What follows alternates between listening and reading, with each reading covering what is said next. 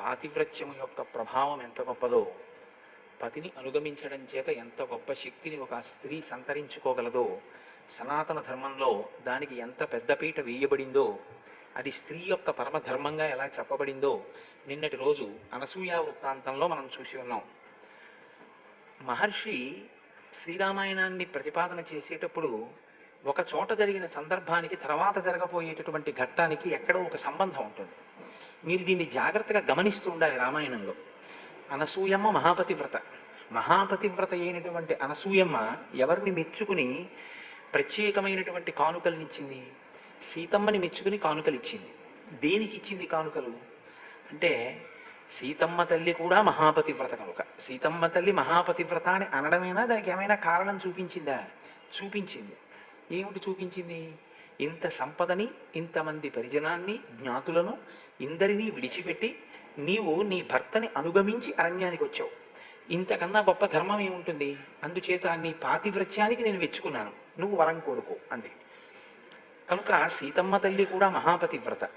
మహాపతివ్రత అయినటువంటి సీతమ్మ తల్లి అరణ్యానికి రావడం అనేటటువంటి సందర్భం కేవలం రాముడిని సేవించి మళ్ళీ తిరిగి వెళ్ళిపోవడానికి మాత్రమే ఉపకరిస్తుంది అని మనం అనుకుంటే, శ్రీరామాయణంలో అది ప్రయోజనము అని మీరు చెప్పడం కుదరదు. ఎందుకంటే అయోనిజగా ఆమె ఆవిర్భవించింది.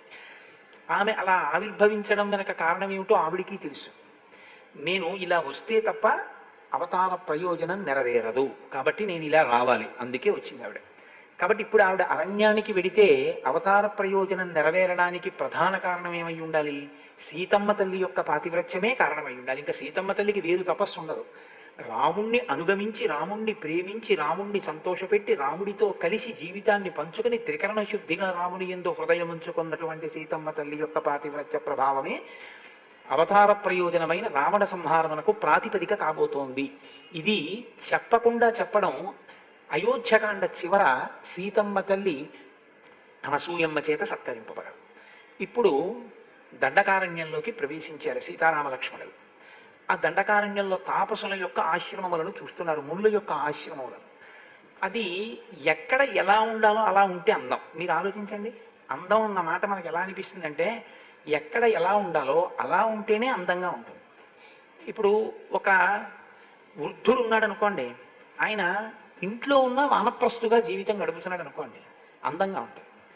ఒక యవ్వనంలో ఉన్న యువకుడు ఉన్నాడు అనుకోండి, అతను ఈశ్వరుణ్ణి నమ్ముకుని తన ప్రయత్నం తాను చేస్తూ ఈశ్వరుడి మీద భారం ఉంచుతూ రెండింటినీ సమన్వయం చేసుకుంటూ సంతానాన్ని కని పితృగుణాన్ని తీర్చుకుంటూ గ్రంథపఠనం చేస్తూ అనుష్ఠానం చేస్తూ అర్థ సంపాదన చేస్తూ ఇవన్నీ చేస్తుంటే యువకుడికి బాగుంటుంది.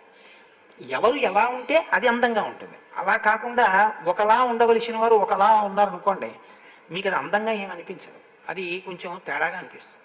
ఒక బ్రహ్మచారి ఎలా ఉండాలో అలా ఉంటేనే అందంగా ఉంటుంది. ఒక గృహస్థు ఎలా ఉండాలో అలా ఉంటేనే అందంగా ఉంటుంది. ఒక సన్యాసి ఎలా ఉండాలో అలా ఉంటేనే అందంగా ఉంటుంది. అంతేకాని సన్యాసి గృహస్థులో ఉన్నా, గృహస్థు బ్రహ్మచారిలో ఉన్నా, బ్రహ్మచారి సన్యాసిలో ఉన్నా అది బాగుండదు. ఎవరు ఎలా ఉండాలో అలా ఉండాలి. ఆ ఉండడం అన్నదానికే నిష్ఠ అని పేరు. అలా ఉండడమే నిష్ఠ, అలా ఉండడమే శ్రద్ధ. అది శాస్త్రమునందు తాను ఆ ఆశ్రమంలో ఉండడానికి ఉన్నటువంటి ప్రయోజనాన్ని సిద్ధింపచేసుకునేటటువంటి ప్రయత్నం. మనకి సనాతన ధర్మంలో ఈ ఆశ్రమ ప్రవేశము అనేటటువంటిది ఉత్తినే పెట్టలేదు. ఈ ఆశ్రమ ప్రవేశాన్ని ఎందుకు మారుస్తూ ఉంటారంటే, ఇంద్రియాల్ని జయించాలి అంటే ఇంద్రియాలకి మేత వేసేయాలి, ధర్మబద్ధంగా వేయాలి. మేత వేసి నువ్వు నిజంగా చెప్పు, ఏమి సుఖాన్ని అందులో చూస్తున్నావు నువ్వు అని అడగాలి. అలా ప్రశ్న వెయ్యగా వెయ్యగా వెయ్యగా వెయ్యగా అవి కొన్నాళ్ళకి పరిశీలన అలవాటు చేసుకుని మనసు అంటుంది నిజమే ఏముంటుంది ఇందులో సుఖం అంటుంది. అంటే నేను చెప్తున్న మాటని ఒక విషయానికి అన్వయం చేయకండి. నేను చెప్పేది ఏ విషయమైనా అంతే. ఒక మధుర పదార్థాన్ని భుజించడం, లేకపోతే ఏదో ఇప్పుడు విహారం చేస్తూ ఉండాలనేటటువంటి కోరిక, లేకపోతే భార్యా సంతానములందు వ్యామోహంతో ఉండడం, బాగా పరిశీలనం చేస్తుంటే ఏమవుతుందంటే, ఇవన్నీ ఏముందండి పెద్ద విషయం ఏమిటి ఇందులో, ఏమిటి సుఖం ఇందులో, ఇవాళ సుఖం రేపటి దుఃఖంలా ఉంటుంది అనిపిస్తుంది. అలా అనిపిస్తే ఏమవుతుందంటే మీకు దాని ఎందు వ్యామోహం తెగుతుంది. ఇదే అన్నమాచార్యుల వారు అంటారు, నేను కోసుకుందామంటే తెగవి కట్లు, నువ్వు కొయ్యాలి ఈ కట్లు అంటారు. అంటే ఈశ్వరానుగ్రహము చేత ఆ వైరాగ్య సంపత్తి రావాలి. ఆ వైరాగ్య సంపత్తి వచ్చి ఒక్కొక్క ఆశ్రమంలో ఒక్కొక్క ధర్మాన్ని తీసుకుంటూ తను పండుతాడు. పండి చిట్ట చివరికి మనుష్య జన్మలో ఈశ్వరుణ్ణి చేరుకునేటటువంటి ప్రయత్నంలో కృతకృత్యుడు కావాలి. ఒకవేళ అలా కాలేకపోయినా కనీసంలో కనీసం ఏమిటంటే ఇంతకన్నా ఉత్తమమైన స్థితిలో వచ్చే జన్మలో పుట్టగలగాలి. అంటే ప్రయత్నం ఎలా ఉండాలి అంటే, ఈ జన్మలో అనుష్ఠానమునకు ఏ ఆలంబనం మీకు దొరకలేదో ఆ ఆలంబనం పుట్టుక చేత మీకు లభించాలి. అంటే ఏ వేదాంగములు చదువుకున్నటువంటి ఒక పరమ భక్తుడైనటువంటి మహాపురుషుడు కడుపున పుట్టి చిన్నతనంలోనే ఆయన ఇంట్లో ఆయన కొడుకుగా పెరుగుతూ ఆయన ఒళ్ళో కూర్చుని వేదాంగములు నేర్చుకుని ఈశ్వరుణ్ణి అనుష్ఠించి చక్కగా ధర్మబద్ధమైనటువంటి జీవితం చేత జీవితాన్ని పండించుకునేటటువంటి అదృష్టం వచ్చే జన్మకి కలిగేటట్టుగా ఉపాసన ఈ జన్మలో నడవవలసి ఉంటుంది. లేకపోతే తిరియక్కుల్లో వెళ్ళిపోతాడు. పెద్ద సమస్య అక్కడ వస్తుంది. తిరియక్కంటే మీరు ఎప్పుడో ఒకటే గుర్తుపెట్టుకోండి, తిరియక్కంటే వెన్నుపాము పైకి లేచే అవకాశం లేని దానికి తిరియక్కని పేరు. అడ్డంగానే ఉంటుంది, పుట్టినది మొదలు చనిపోయే వరకు దాని పెరుగుదల భూమికి అడ్డంగా ఉంటే తిరియక్ అంటారు. అటువంటి తిరియక్కుల్లోకి వెళ్ళిపోతాడు. కాబట్టి ఇప్పుడు దండకారణ్యంలో తాపసుల యొక్క ఆశ్రమములను చూస్తూ వెళుతున్నారు రామచంద్రమూర్తి. ప్రవిశ్యతు మహారణ్యం దండకారణ్యమాత్మవాన్ దదర్శ రామో దుర్ధర్ష తాపసాశ్రమ మండలం. దండకారణ్యమునందు ప్రవేశించినటువంటి రాముడు తిరుగులేని మహావీరుడు, ధైర్యశాలి. అటువంటి వాడు ఆ తాపసుల యొక్క ఆశ్రమాలన్నిటినీ కూడా చూస్తున్నాడు. కుశచీర పరిక్షిప్తం బ్రహ్మ్యాలక్ష్మ్యా సమావృతం యథా ప్రదీప్తం దుర్దర్శ్యం గగనే సూర్యమండలం. అక్కడ ఉన్నటువంటివి కుశచీర పరిక్షిప్తం, ఎక్కడ చూసినా దర్భలు కనపడుతున్నాయి. దర్భలు కనపడుతున్నాయి అంటే అర్థం ఏంటంటే కర్మానుష్ఠానం బాగా జరుగుతోంది అని గుర్తు. పరమ భక్తితో కూడినటువంటి కర్మాచరణమే చిట్ట చివరికి జ్ఞానంగా మారిపోతుంది. అయితే భక్తితో కూడిన కర్మాచరణము ఎప్పుడు జ్ఞానం అవుతుంది అని మీరు నన్ను అడిగారు అనుకోండి, ఆ ప్రశ్నకి జవాబు మాత్రం ఉండదు. అది నేను కాదు, సశాస్త్రీయంగా చెప్పడం చాలా కష్టం. భక్తితో కర్మాచరణ మీరు చేసుకుంటూ వెళ్ళడమే. అందుకే మీరు ఏది చేస్తున్నా మీరు అది ఎందుకు చేస్తున్నారో మీకు తెలిసి ఉండాలి. భక్తితో కూడిన కర్మాచరణము అన్న మాటకు అర్థం ఏమిటో తెలుసా అండి? సంస్కరణ ఎవరికి? అవయవములకు ఉండదు. మీరు బాగా గుర్తుపెట్టుకోండి, వాటికి శౌచం ఉంటుంది అంతే. ఇప్పుడు నా శరీరములకు ఏముంటుంది? శౌచమును సిద్ధింపజేయాలి. దీనికి శౌచం కలగాలంటే ఏం చేయాలి? స్నానం చేయాలంతే. స్నానం చేస్తే దీనికి శౌచం వస్తుంది. మనసుకి స్నానం చేయిస్తారా? కుదరదు. మరి మనసుకి ఎలా వస్తుంది శౌచం? సంస్కారము చేత వస్తుంది. సంస్కారము దేని చేత వస్తుంది? శిక్షింపబడిన బుద్ధి చేత వస్తుంది. బుద్ధికి శిక్షణ ఎక్కడి నుంచి వస్తుంది? గురువు యొక్క ప్రవచనము చేత, గురువు గారి యొక్క వాక్కుల చేత, వాటి యందు తదేక దృష్టితో విని వాటిని మనసులో నిలబెట్టుకోవడం చేత బుద్ధికి శిక్షణ వస్తుంది. అందుకని ఇప్పుడు అక్కడ ఏం జరుగుతోందని గుర్తు? దర్భలు ఉన్నాయంటే కర్మాచరణము జరుగుతోందని గుర్తు. ఎటువంటి కర్మాచరణము? భక్తితో కూడినటువంటి కర్మాచరణము జరుగుతోంది. వేదమును ప్రమాణంగా తీసుకుని, శాస్త్రాన్ని ప్రమాణంగా తీసుకుని దర్భ అనేటటువంటిది వాడకుండా ఏదీ సాధ్యం కాదు. శౌచము కలిగి చక్కగా ఆసన సిద్ధి కలగాలంటే ఓ దర్భాసనం వేసి కూర్చుంటారు. కూర్చోవడం దగ్గర నుంచే దర్భాసనం. కాబట్టి ఆ దర్భాసనం, ఆ దర్భ ఉంగరం వేలుగు పెట్టుకోవడం, వాళ్ళు అడవిలో ఉన్నప్పుడు వాళ్ళేం బంగారపు ఉంగరాలు ఇవి పెట్టుకునే అవకాశాలు ఏమి ఉండవు. కాబట్టి ఓ పవిత్రం అంటే దర్భని ముడి వేసుకుని వేలుగు పెట్టుకుంటారు. ఏది చేసినా దర్భలతో చేయబడినటువంటి కూర్చి పట్టుకుంటారు. ఆ కూర్చి పట్టుకుంటే అది పరమ పవిత్రం. ఆ కూర్చితో పట్టుకుని ఆ కూర్చితో ఏ పనైనా చేస్తే. కాబట్టి అక్కడ అన్ని దర్భలు ఉన్నాయి. బ్రహ్మ్యా లక్ష్మ్యా సమావృతం. అక్కడ ఉండేటటువంటి మనుష్యులు బ్రహ్మ తేజస్సు చేత విరాజిల్లుచున్నారు. ఇది చాలా గొప్ప మాట అండి నిజంగా. అది మీరు లోపల అనుభవించాలి. రామాయణంలో బాహ్యమునందు శోభ వేరు, బ్రహ్మ తేజస్సు వేరు. ఈ రెండిటికి ఒక భేదం ఉంటుంది. ఏమిటంటే శోభ, ఒక అందం కాలగతి ఎందు తరిగిపోతుంది, లేకపోతే వికారమును పొందుతుంది. ఏమిటి ఆయనే అలా ఉన్నారు అంటే, ఏదో శరీరంలో తేడా వచ్చిందనుకోండి, ఒళ్ళంతా మచ్చలు వచ్చాయనుకోండి, వస్తే ఓ సంవత్సరం క్రితం స్ఫురద్రూపిగా మెరిసిపోయిన వాడు ఈ సంవత్సరం మీరు చూసేటప్పటికీ మచ్చలతో చూడ్డానికి పిల్లలు భయపడేటట్టుగా అయిపోతాడు. ఆ అందం శాశ్వతము అని మీరు చెప్పడం చాలా కష్టం. జర అని ఉంటుంది, వృద్ధాప్యం. ఆ వృద్ధాప్యం వచ్చేటప్పటికి ఎవరందరూ నిలబడే అవకాశం ఉండదు. బ్రహ్మతేజస్సు అలా కాదు. ఈశ్వరుణ్ణి మీరు ఆరాధించగా శరీరము జర్జరీభూతం అవుతుంది, అంటే ముడతలు పడిపోతుంది. కానీ ఆయన నడిచి వస్తున్నాడు అనుకోండి, ఆ నడకలో ఏమీ ఆ వేగం ఏమి ఉండదు. వృద్ధాప్యంలో ఉన్నవాడు ఎలా నడుస్తాడో అలాగే నడుస్తూ ఉంటాడు. బాగా వృద్ధాప్యం వచ్చిన వాడు నోరు తెరుచుకుని అలా ఎలా నిలబడతాడో అలాగే నిలబడతాడు. కానీ మీరు అలాంటి వాళ్ళని ఎవరినైనా చూసి ఉంటారు జీవితంలో. అనుష్ఠాన బలం చేత వారు ఏమైపోతారంటే ముఖం దీప్తితో ప్రకాశిస్తుంది, ముఖమునందు ఆ వర్చస్సు వస్తుంది. నేను కాశీపట్టణంలో చూశాను కొంతమంది అటువంటి పెద్దల్ని ప్రయత్నపూర్వకంగా వారి చిరునామాలు తీసుకుని వారి దర్శనం కోసం నేను కొన్ని గంటలు ఎదురు చూసి అటువంటి మహాత్ముల దర్శనం చేసి నేను బ్రహ్మవర్చస్సు అంటే ఏమిటో చూసి, అందులో ఒక ఆయన నన్ను పిలిచి ఇన్ని గంటలు దేని కొరకు ఎదురు చూసావు నా దర్శనానికి అని అడిగారు. అంటే నేను మీ బ్రహ్మవర్చస్సుని చూడడానికే కూర్చున్నాను అన్నాను. ఆయన చాలా సంతోషించి నాకు ఆయన చెయ్యి చూపించారు. నేను ఆశ్చర్యపోయిన, ఆయన చేతిలోకి త్రిశూలం వచ్చేసింది, గీత త్రిశూలం కింద మారిపోయింది.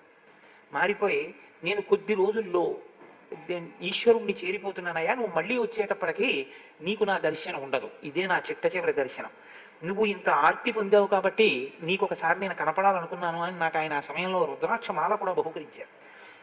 నేను ఆ తర్వాత ఒక నెలకే హైదరాబాద్లో నాకు మిత్రుడైనటువంటి ఒక డాక్టర్ గారు నాకు ఫోన్ చేసి చెప్పారు, మీరు ఎవరి దర్శనం కోసం కొన్ని గంటలు ఎదురు చూసి దర్శనం చేసుకున్నారో ఆయన కాశీ విశ్వనాథ దేవాలయంలో పరమశివుడి ముందు నిలబడి ఆ కూర్చుని అభిషేకం చేస్తూ చేస్తూ అకస్మాత్తుగా ఏమైందో తెలియదు, నమస్తే అస్తు భగవన్ విశ్వేశ్వరాయ మహాదేవాయ త్రయంబకాయ త్రిపురాంతకాయ త్రికాగ్నికాలాయ కాలాగ్నిరుద్రాయ నీలకంఠాయ మృత్యుంజయాయ ఆగిపోయినట్టు.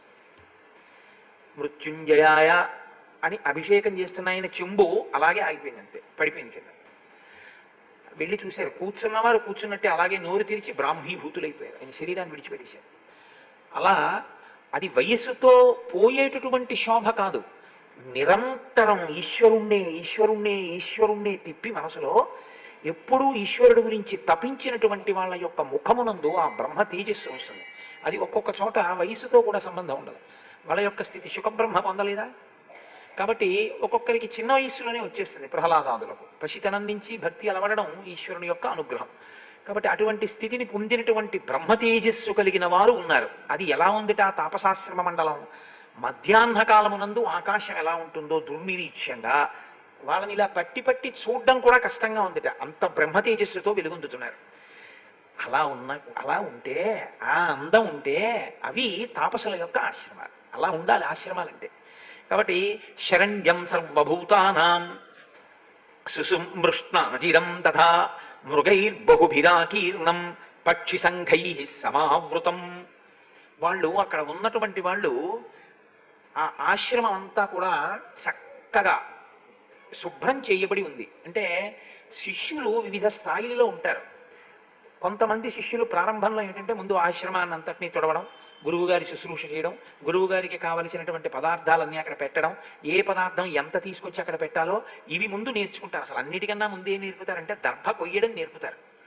ఎంతవరకు కొయ్యాలి, ఏది కొయ్యాలి, మనకి పనికిరాని దాన్ని కొయ్యకుండా ఉండాలి, పనికొచ్చేదే కొయ్యాలి, కౌశలం. ప్రకృతిలో మనకి అక్కర్లేదు ఇది అన్నదాని జోలికి మనం వెళ్ళకూడదు. ఈశ్వరుడిది ఈశ్వరుడు వదిలిపెట్టేయాలి, అపరిగ్రహము అంటారు. తనకెంత కావాలో అంతే తీసుకుంటాడంతే తప్ప తనకు అవసరం లేకపోయినా ఈశ్వరుడి సొత్తుగా భావించి అందులోంచి తను పుచ్చుకోడు. దీన్ని అపరిగ్రహము అంటారు. అపరిగ్రహం చేతనే ఈ దేశం సుసంపన్నమై ఉండేది ఒకప్పుడు. ఎందుకంటే తనకు అక్కర్లేదు ఇంకా తను తీసుకుని దాచేవాడు కాదు, తనకు ఎంతవరకు అవసరమో అంతవరకే వాడుకునేవారు ప్రకృతి వనరుల్ని. కాబట్టి అక్కడ ఉండేటటువంటి వాళ్ళందరూ కూడా శరణ్యం సర్వభూతానాం, సర్వభూతములకు కూడా సురక్షితమైనటువంటి నివాస భూమి. అంటే వాళ్ళు జీవహింస చెయ్యరు, దేని జోలికి వెళ్ళరు, దేన్ని హింస చెయ్యరు. కాబట్టి అన్నీ అక్కడికి చేరిపోతాయి. వాళ్ళు కృష్ణాజినాన్ని చక్కగా ఆ జింకల యొక్క చర్మాన్ని వాటిని ఆ ధరించిన వారై ఆశ్రమం అంతా చక్కగా తుడవబడి మృగైర్ బహుభిరాకీర్ణం, అనేకమైనటువంటి మృగములు అక్కడ సంచరిస్తున్నాయి. అంటే మృగము అనేటప్పటికి ఏమిటంటే ఒకదాన్ని ఒకటి చెనకడం దాని స్వభావం, జాతి వైరం ఉంటుంది. ఇది మనకి ఏమైనా చేసిందా అని ఉండదు. ఒక చూలుతో ఉన్నటువంటి ఆవుని ఒక పెద్ద పులి తరుగుతుంది, తరిమి చంపేస్తుంది. అప్పుడు పెద్ద పులికి పాపం వచ్చిందా అని మీరు అడిగితే అలా ఏం ఉండదు. అది మృగములకు సహజమైనటువంటి వైరం. అవి ఒకదాన్ని చూస్తే ఒకటి కన్నెర్ర చేస్తాయి. అటువంటిదేం లేదు. లేకుండా మృగైర్ బహుభిరాకీర్ణం, అనేకమైనటువంటి మృగములు అక్కడ సంచరిస్తున్నాయి. పక్షి సంఘై సమావృతం, అనేకమైనటువంటి పక్షులు ఆ చెట్ల నిండా గుంపులు గుంపులుగా చేరి అరుస్తూ గూళ్ళు కట్టుకుని ఉన్నాయి. కాబట్టి అది చూస్తేనే అసలు వాళ్ళ జీవన విధానం ఎటువంటిదో, వాళ్ళు ఎంతగా ఎవరి జోలికి వెళ్లకుండా బతుకుతుంటారో మీకు అర్థమవుతుంది. వాళ్ళ వల్ల ఎవరికీ ఉపద్రవం ఉండదు. వాళ్ళకి ఎవరి వలన ఉపద్రవం ఉంటే వాడే రాక్షసుడని చెప్పాలి మీరంతే. ఎవరికీ అపకారం చేయని వాడి జోలి మీకెందుకండి అంటే రాక్షసుడు అని గుర్తు అనమాట. కాబట్టి వాళ్ళ జోలికి వెళ్ళిన వాళ్ళని రాక్షసులు అంటారు రాముడు, అదే గుర్తు మీకు. కాబట్టి ఫలమూలాశనైర్దాంతై చీర కృష్ణాజినాంబరై సూర్య వైశ్వానరాభ్యైశ్చ పురాణైర్ మునిభిర్వృతం. వాళ్ళందరూ కూడా ఫలమూలములను మాత్రమే గ్రహిస్తూ దాంతి అంటే ఇంద్రియ నిగ్రహము కలిగినటువంటి వారై చీర కృష్ణాజినాంబరములను నారచీరలు జింక చర్మములను ధరించి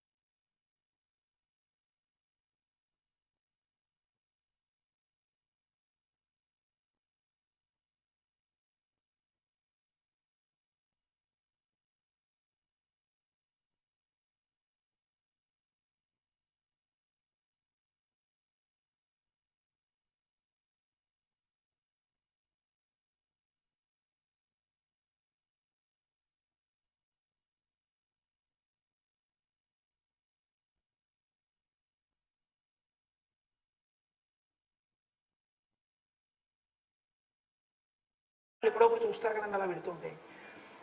మామూలుగా ఎవరో వెళ్ళిపోతున్నారని చూడటం వేరు, ఒకవేళ వాళ్ళు ఆశ్చర్యపోయి చూస్తే యువతల వాళ్ళ తేజస్సు వేరు. అంత తేజస్సు ఉన్నవారు కూడా వీళ్ళని చూసి అయ్య బాబోయ్ అన్నారనుకోండి, ఇప్పుడు మీరు అనవలసి ఉంటుందంటే ఆ మునుల యొక్క తేజస్సుని మించిపోయిన తేజస్సు సీతారామ లక్ష్మణుల యందు ఉంది అని మీరు అనవలసి ఉంటుంది కదా. ఇది చెప్పడం మహర్షి యొక్క గొప్పతనం. కాబట్టి ఇప్పుడు ఆయన అంటున్నారు, సదృష్ట్వా రాఘవ శ్రీమాన్ తాపసాశ్రయ మండలం అభ్యగచ్చన్ మహాతేజ విద్యం కృత్వా మహద్ధను. కళ్యాణ గుణ సంపన్నుడైనటువంటి ఆ రామచంద్రమూర్తి సీతాలక్ష్మణులతో కలిసి తాపసాశ్రమ మండలం మీదుగా వస్తుంటే అక్కడ ఉన్న వాళ్ళందరూ కూడా ఒక్కసారి ఆ ముగ్గురిని చూశారు. రూపసంహవనం లక్ష్మీం సౌకుమార్యం సువేషతాం దదృశుర్ విస్మితాకార రామస్య వనవాసిన. అదిట రూపసంహవనం, రూపసంహననం. ఆ రూపము రాముడిది అవయవముల యొక్క పొందికని చూశారట. అవయవముల యొక్క పొందిక అన్న మాట గురించి నేను చెప్పాలి అంటే, ఒక ఆయనకి కాళ్ళు పొడుగ్గా ఉంటాయి కానీ దానికి తగినటువంటి రీతిలో వక్షస్థలం తలకాయ ఉండవు. లేకపోతే కొంతమందికి పొడుగ్గా ఈ వక్షస్థలం ఉంటుంది, దానికి తగినట్టు కాళ్ళు ఉండవు. కాళ్ళు పొడుగ్గా ఉంటే దానికి తగినట్టు చేతులు పొడుగ్గా ఉండవు. ఇవన్నీ బాగానే ఉంటే ఏదో కుండ బోర్లించినట్టు తలకాయ ఉంటుంది. అలా కాదు, ఏ అవయవాన్ని మీరు చూస్తే ఒక అవయవానికి తగినట్టుగా మిగిలిన అవయవాలు కూర్చబడి ఉన్నాయి. అంటే బాగా మీకు నేను ఉపమానం చెప్పాలి అంటే, వెంకటేశ్వర స్వామి వారి యొక్క మలయప్ప స్వామి వారికి కట్టేటటువంటి పూలదండ ఎంత పొందిగ్గా కొలతకి సరిపోయేటట్టు రంగురంగులుగా ఉంటుందో, తెల్లపూలు, ఎర్రపూలు, ఆకుపచ్చ పూలు ఖచ్చితంగా మూర్తికి సరిపడేటట్టుగా ఎలా అక్కడ తయారు చేస్తారో, ఆ మాల ఎంత అందంగా ఉందో రాముని అవయవముల యొక్క పొందిక అంత అందంగా ఉండేది వాళ్ళకి. అది లక్ష్మీ. ఆ పొందికకి వాళ్ళు తెల్లబోయాక అసలు అదేంటి, ఆ కాళ్ళేమిటి, ఆ చేతులేంటి, ఆ కళ్ళేమిటి, ఏది చూసిన వాడు దానికే మురిసిపోతున్నాడు. ఆజానబాహుం అని ఒకడు, అరవింద దళాయతాక్షం అని ఒకడు. ఏమందం ఏమందం ఏమి శోభ అని అందరూ ఆ అవయవముల యొక్క పొందికని చూసి సువేషతాం, ఎంత అందమైన రూపం అంటున్నారట. దదృశుర్ విస్మితాకార అంటే విస్మయాన్ని, ఆశ్చర్యాన్ని కల్పించేటటువంటి ఆ ఆకారాన్ని రామస్య వనవాసిన. ధనస్సు పట్టుకుని వనంలో తిరుగుతున్నాడే, ఇంత అందంగా ఉన్నాడేంటి అని వాళ్ళందరూ కూడా చాలా ఆశ్చర్యంతో రాముడి వంక చూస్తూ అలా ఉండిపోయారు అంతే. అంటే ఇక వాళ్ళ పనుల్లోకి వాళ్ళు వెళ్ళలేనంతగా ఆ రామచంద్రమూర్తి యొక్క అందం వైపుకి వాళ్ళు ఆకర్షింపబడ్డారు. మగవాళ్ళై మగవాని యొక్క అందానికి అంత ఆకర్షింపబడ్డారు. అందుకే కదా నీరాజనం ఇస్తే పుంసాం మోహన రూపాయ పుణ్యశ్లోకాయ మంగళం. మగవాళ్ళని కూడా ఆకర్షించగలిగినటువంటి అందం ఉన్నటువంటి ఓ రామ నీకు నమస్కారం అని చెప్పి ఆయనకి మంగళహారతి ఇస్తూ ఉంటారు. ఇప్పుడు వాళ్ళందరూ కూడా రాముడి చేతిలో ధనస్సుని, ఆ గుండ్రటి బాహువుల్ని, బలిసినటువంటి వక్షస్థలాన్ని, ఆయన యొక్క సాముద్రిక లక్షణాల్ని, ఆయన యొక్క తేజస్సుని, ఆ పరాక్రమాన్ని, ఆ నడకని, ఆ గాంభీర్యాన్ని చూస్తే వాళ్ళకొక నమ్మకం వచ్చింది. ఏ నమ్మకం వచ్చింది వాళ్ళకి అంటే, ఈయన మనం తపస్సు చేసుకోవడానికి ఏది ప్రతిబంధకంగా వచ్చిందో దాన్ని తొలగించగలిగిన వాడు అని నమ్మారు వాళ్ళు. ఏమిటి వాళ్ళకి ప్రతిబంధకం తపస్సు చేసుకోవడానికి? రాక్షసులే. కాబట్టి ఇప్పుడు ఆ రాక్షసుల యొక్క పీడ నుండి ఈయన తప్పించగలిగిన వాడు అని వాళ్ళకి విశ్వాసం కలిగి వాళ్ళు వచ్చి ఆయనకి కందమూలములను, ఫలములను, పుష్పములను అన్నిటినీ కూడా సమర్పించి అర్ఘ్యపాద్యాదులనిచ్చి ఆ రామచంద్రమూర్తిని, లక్ష్మణుణ్ణి, సీతమ్మని కూర్చోబెట్టి వాళ్ళు రాముడితో అంటున్నారు. మునులు మాట్లాడడం అంటే లీకి మాటల్లా ఉండవు అవి. మీరు వచ్చారు, మమ్మల్ని తప్పకుండా రక్షించాలి, రాక్షసులు చాలా ఇబ్బంది పెట్టేస్తున్నారు అని చెప్పి బొత్తిగా ఏదో అయిందానికి కాందానికి అప్లికేషన్లు పెట్టుకునే వాళ్ళలా ఉండదు అలాగా. కాబట్టి ధర్మపాలో జనస్యాస్య శరణ్యస్త్వం మహాయశాః పూజనీయశ్చ మాన్యశ్చ రాజా దండధరో గురుః. నీవు రామ మా వర్ణాశ్రమమైనటువంటి ధర్మములను కాపాడగలిగినటువంటి సహజమైన క్షత్రియ లక్షణం ఉన్నవాడివి, పుట్టుకతో క్షత్రియుడివి. కాబట్టి ఇప్పుడు వర్ణాశ్రమ ధర్మమును నువ్వు కాపాడాలి. మా ధర్మం ఏమిటి? తపస్సు చేసుకోవడం. కాబట్టి మా ధర్మంలో మేము ఉన్నాం. మా ధర్మం మమ్మల్ని చేసుకోనివ్వకుండా అడ్డొస్తున్నది ఏదో దాన్ని నువ్వు తొలగించవలసి ఉంటుంది. దానికి మేము నిన్ను శరణాగతి చేస్తున్నాం. శరణాగతి అనేటటువంటిది మీరు ఒక మాట బాగా గుర్తుపెట్టుకోవాలి. నోటితో శరణాగతి చేయడం చాలా తేలిక. శరణాగతి నోటితో చేయడం అంత తేలిక లోకంలో ఇంకేమీ ఉండదు. ఎందుకో తెలుసా అంటే, శ్రీ వెంకటేశ చరణం శరణం ప్రపద్యే అనో 10 మాటలు అనడం చాలా తేలిక. శరణాగతి చేసినట్టు ఉండడం చాలా తేలిక. నిజంగా శరణాగతి చేయడం చాలా కష్టం. ఎందుకో తెలుసా? అసలు నిజంగా శరణాగతి చేస్తే వెంటనే వచ్చేస్తుంది ఫలితం, ఉత్తరక్షణం వస్తుంది. శరణాగతి అంటే ఏమిటో తెలుసా అండి? అసలు మిమ్మల్ని మీరు ఆ రక్షించుకోగలిగిన ప్రయత్నం నుంచి పూర్తిగా విరమించేసుకోవాలి.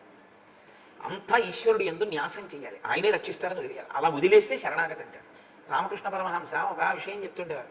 వెనకటికి నారాయణుడు గబగబా బయలుదేరితే లక్ష్మీదేవి గబగబా వచ్చిందిట. ఎందుకు అలా పరిగెడుతున్నారు? అందుకే ఏమీ లేదు, నా పరమభక్తుడైనటువంటి ఓ చాకల్ని రాళ్ళు పెట్టి కొడుతున్నారు పిల్లలు, అందుకని చెప్పి పరిగెడుతున్నాను అన్నాడు.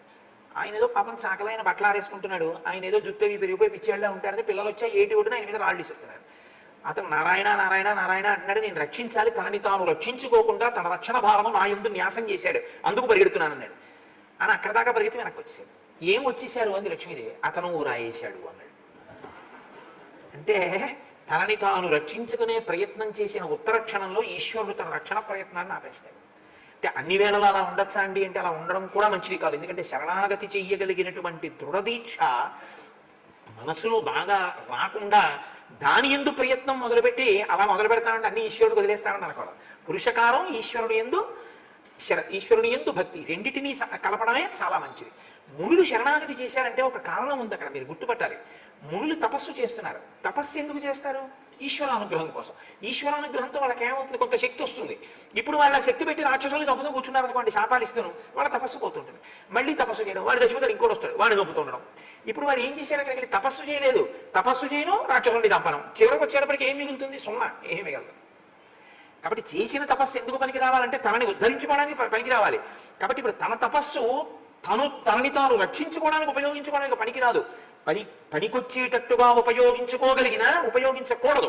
కాబట్టి ఇప్పుడు ఈశ్వరుణ్ణి శరణాగతి చేశారు. నువ్వు మమ్మల్ని రక్షణ చెయ్యాలి, కాబట్టి రామ నువ్వు మమ్మల్ని కాపాడవలసింది అంటూ వాళ్ళు అన్నారు. ఇంద్రస్యేహ చతుర్భాగ ప్రజా రక్షతి రాఘవ రాజా తస్మాత్ వరాన్ భోగాన్ భుంక్తే లోక నమస్కృత. ఇంద్రుడి యొక్క అంశ 4వ భాగం రాజు ఎందు ప్రకాశిస్తుంది. నువ్వు క్షత్రియుడవు, కోసల దేశపు రాజుని. 14 ఏళ్ళంటే ఇక్కడ ఉంటావు కానీ మళ్ళీ వెళ్ళిపోతావుగా. పైగా నేను వనములకు రాజును అని చెప్పాడు. మీకు గుర్తు పెట్టుకోండి బాగా ఈ విషయం అని చెప్పాను. వనములకు రాజును అన్నాడు కాబట్టి వనములలో ధర్మాన్ని ఇప్పుడు ఆయన స్థాపించాలి. ఎక్కడెక్కడ అవసరమో, ఎక్కడెక్కడ వాళ్ళకి ఆర్తి కలుగుతోందో అక్కడెక్కడ తాను రక్షించవలసిన అవసరం ఉంది కోదండాన్ని చేతపట్టుకుని. కాబట్టి ఇంద్రుడు ఇంద్రుని యొక్క 4వ వంతు రాజు రూపంలో ప్రకాశిస్తుంది. కాబట్టి సామాన్యమైనటువంటి మనుష్యులు అనుభవించేటటువంటి భోగముల కన్నా రాజు ఉత్తమమైనటువంటి భోగాల్ని అనుభవిస్తాడు. ఇంద్రుని యొక్క అంశం ఉంది కాబట్టి. అది భోగం అనుభవించడానికి కాదు, ధర్మాన్ని కూడా రక్షించాలి. కాబట్టి రామ, నీకు ఆ అవసరం ఉంది. నువ్వు ఇన్నాళ్ళు కోసల దేశంలో భోగాలను అనుభవించి వచ్చావు, ఇప్పుడు మా కష్టం చూస్తున్నావు, కాబట్టి నువ్వు ఇప్పుడు మమ్మల్ని రక్షించాలి. వాళ్ళు ఈ మాటలంటే ఆయన చాలా సంతోషించాడు. మేము కోపాయుధాన్ని పక్కన పెట్టేశాం, మమ్మల్ని మేము రక్షించుకోం తాపసులం కాబట్టి నువ్వే మమ్మల్ని రక్షించాలి. వాళ్ళు ఇచ్చినటువంటి ఫలమూలను గ్రహించి ఆయన అన్నాడు, నేను లక్ష్మణ సహితుడనై రాక్షసుల్ని నిర్జించి మీరు హాయిగా తపస్సు చేసుకునేటట్టుగా మీ ధర్మానికి ఎవరూ అడ్డు రాకుండా నేను తప్పకుండా మిమ్మల్ని కాపాడతాను అని చెప్పి వాళ్ళకి వరమిచ్చి లేదా మాట ఇచ్చి ముందుకు నడిచి వెళ్ళిపోతున్నాడు. ఆ ముందుకు నడిచి వెళ్ళిపోతుంటే అది చాలా భయంకరమైనటువంటి అరణ్యం. అందున అరణ్యంలో వాల్మీకి మహర్షి ఎంత గొప్ప వర్ణన చేస్తారంటే మళ్ళీ ఆ అరణ్యంలో కూడా నరభక్షకులైన రాక్షసులు ఉన్నారు అని చెప్పి అర్థమైపోతుంటుంది. ఎలా అర్థమైపోతుంది అంటే, రాముడు ఘోరమైన అరణ్యంలో వెడుతూ లక్ష్మణుడితో అంటాడు, లక్ష్మణ, ఇక్కడ ఎక్కడ జలాశయాలు లేవు, ఇక్కడెక్కడ అసలు మనుష్యులు తిరుగుతున్నటువంటి ఆనవాళ్లు కనపట్టలేదు, ఇక్కడ ఎక్కడ చూసినా క్రూరమైనటువంటి మృగములు మాత్రమే కనపడుతున్నాయి. సరికదా ఏదో పరిస్థితిని గమనిస్తే ఈ పెరిగినటువంటి చెట్లు ఈ వాతావరణం గమనిస్తుంటే ఇటువైపుకి అసలు ఎవరు రారు అని అనిపిస్తోంది. కాబట్టి మనం చాలా జాగ్రత్తగా ఉండాలి, కోదండాన్ని గట్టిగా పట్టుకుని అడుగులు వెయ్యాలి. అటువంటి పరిస్థితి కనపడుతోంది అంటాడు రాముడు. ఇప్పుడు అక్కడ అకస్మాత్తుగా ఒక రాక్షసుడు వాళ్ళకి కనపడ్డాడు. ఆయన అవయవముల యొక్క పొందిక లేనివాడు, కడుపు ఎత్తుపల్లాలుగా ఉంది, భయంకరమైనటువంటి ముఖం, చాలా పెద్ద పెద్ద కళ్ళు, పెద్ద ఒక నుయ్యి ఓ దిగుడుగా ఎలా ఉంటుందో అటువంటి నోరు, ఒంటి మీద చంపేసినటువంటి పులి యొక్క చర్మాన్ని బలవంతంగా పీకేసి దాన్ని ఒంటి మీద అచ్చాదనగా పడేసుకున్నాడు. మీద పడేసుకుంటే దాంట్లోంచి నెత్తురు కారి శరీరం నుంచి కిందకి ఒలుకుతోంది. మాంసపు ముక్కలు ఒంటి నిండా ఉన్నాయి. అతను ఒక పెద్ద ఇనప శూలాన్ని చేత్తో పట్టుకుని ఉన్నాడు. అంటే అతని రూపమే అంత ఘోరంగా ఉంది. అంటే ఒక మోస్తరు వాళ్ళు అయితే చచ్చిపోతారు అసలు ఆయన్ని చూస్తేనే. ఆ శూలానికి గుచ్చుకున్నాడు సిద్ధంగా తినడం కోసం. అంటే ఓ బిస్కెట్ల ప్యాకెట్ బ్యాగ్లో పడేసుకున్నట్టు రైల్లో వెళ్తున్నప్పుడు. అంటే అతను ఆహారం కోసం బయలుదేరే లోపల ఆహారాన్ని వెతుక్కుని అతనికి కావలసినవి సంభావనలను సమకూర్చుకుని తినే లోపల ఈలోగా తినవలసి వస్తే బొత్తిగా ఏమీ లేకుండా కాలక్షేప బఠానీ అని రైల్లో అమ్ముతారు చూడండి, ఆయన బఠానీలు అమ్మితే ఆ తుక్కంతా అక్కడ పోసేసి అంటే అది తింటూ ఉండడం, వేరుశనక్కాయలు తొక్కలన్నీ అక్కడ వేసేయడం, 4 గింజలు తినేసి స్టేషన్లో దిగిపోవడం. ఆ తర్వాత ఎవడో వచ్చి తుడుస్తుంటాడు, లేకపోతే లాంగ్ జర్నీ చేసి అందులో ఉన్నవాడు ఎవడో వాడి ప్రారంభం. అలా వాడు ఏమిటంటే శూలానికి గుచ్చుకుని బయలుదేరాడు. 3 సింహాన్ చతురో వ్యాఘ్రాన్ ద్వౌ వృకౌ వృషతాం దశ సవిషాణం వసా దిగ్ధం గజస్య చ శిరోమహత్ అవసజ్యాయసే శూలే వినదంతం మహాస్వనం. పెద్ద కేకలు వేస్తున్నాడు, అరుచుకుంటూ వీళ్ళని చూడగానే లేచి నిలబడ్డాడు. ఆ శూలానికి ఏం గుచ్చుకున్నట్ట, పెద్ద ఎక్కువేం కాదు, 3 సింహాన్, ఒక 3 సింహాలను గుచ్చాడు దానికి. చతురో వ్యాఘ్రాన్, ఒక 4 పెద్ద పులులు గుచ్చుకున్నాడు. ద్వౌ వృకౌ, 2 తోడేళ్లు గుచ్చాడు. వృషతాం దశ, చుక్కల లేళ్లు ఒక 10 గుచ్చుకున్నాడు. సవిషాణం వసా దిగ్ధం గజస్య శిరోమహత్, దంతములు విరిగిపోయినటువంటి ఒక ఏనుగు యొక్క తలకాయతో సహా దాన్ని గుచ్చుకున్నాడు. ఇప్పుడు పెద్ద కేకలేస్తూ శూలం పట్టుకుని వస్తున్నాడు. అంటే దీంట్లో ఉన్నవి ఏదో మొక్కజొన్న పొత్తు తిన్నట్టు గింజలు ఇలా ఇలా అంటూను ఒక్కొక్కటి తీసి నోట్లో పడేసుకుంటూ తిరుగుతూ ఉంటాడు అనమాట. అంటే మా చిన్నతనంలో ఒక ఆయన ఉండేవాడు. ఆయన పొద్దున్నే ఎండుటాకులు ఏరడానికి ఒక చిత్రమైన పని ఉండేదానికి, ఒక పెద్ద శూలం లాంటిది ఒకటి ఉండేదాన్ని పట్టుకుని ఇలా గుచ్చుకుంటూ తిరుగుతుండేవాడు ఇంట్లో. అదే పని ఆయనకి, వాకింగ్ ఎండుటాకులు గుచ్చుకుని తీసేస్తూ ఉండడం అదే పని ఆయనకి. అలా వీడేమిటంటే కనపడ్డ వాటిని అలా గుచ్చెత్తేస్తుంటాడు, అలా ఉంది సింహాలని వాటిని. అంటే అంత బలాఢ్యుడు ఆ రాక్షసుడు. ఆయన కనపడ్డాడు. కనపడుతూనే ఆకలి ఎక్కువ, ఆహారం తినడం ఎక్కువ, వికృతమైన రూపం. వాడికి సీతమ్మ కావలసి వచ్చింది.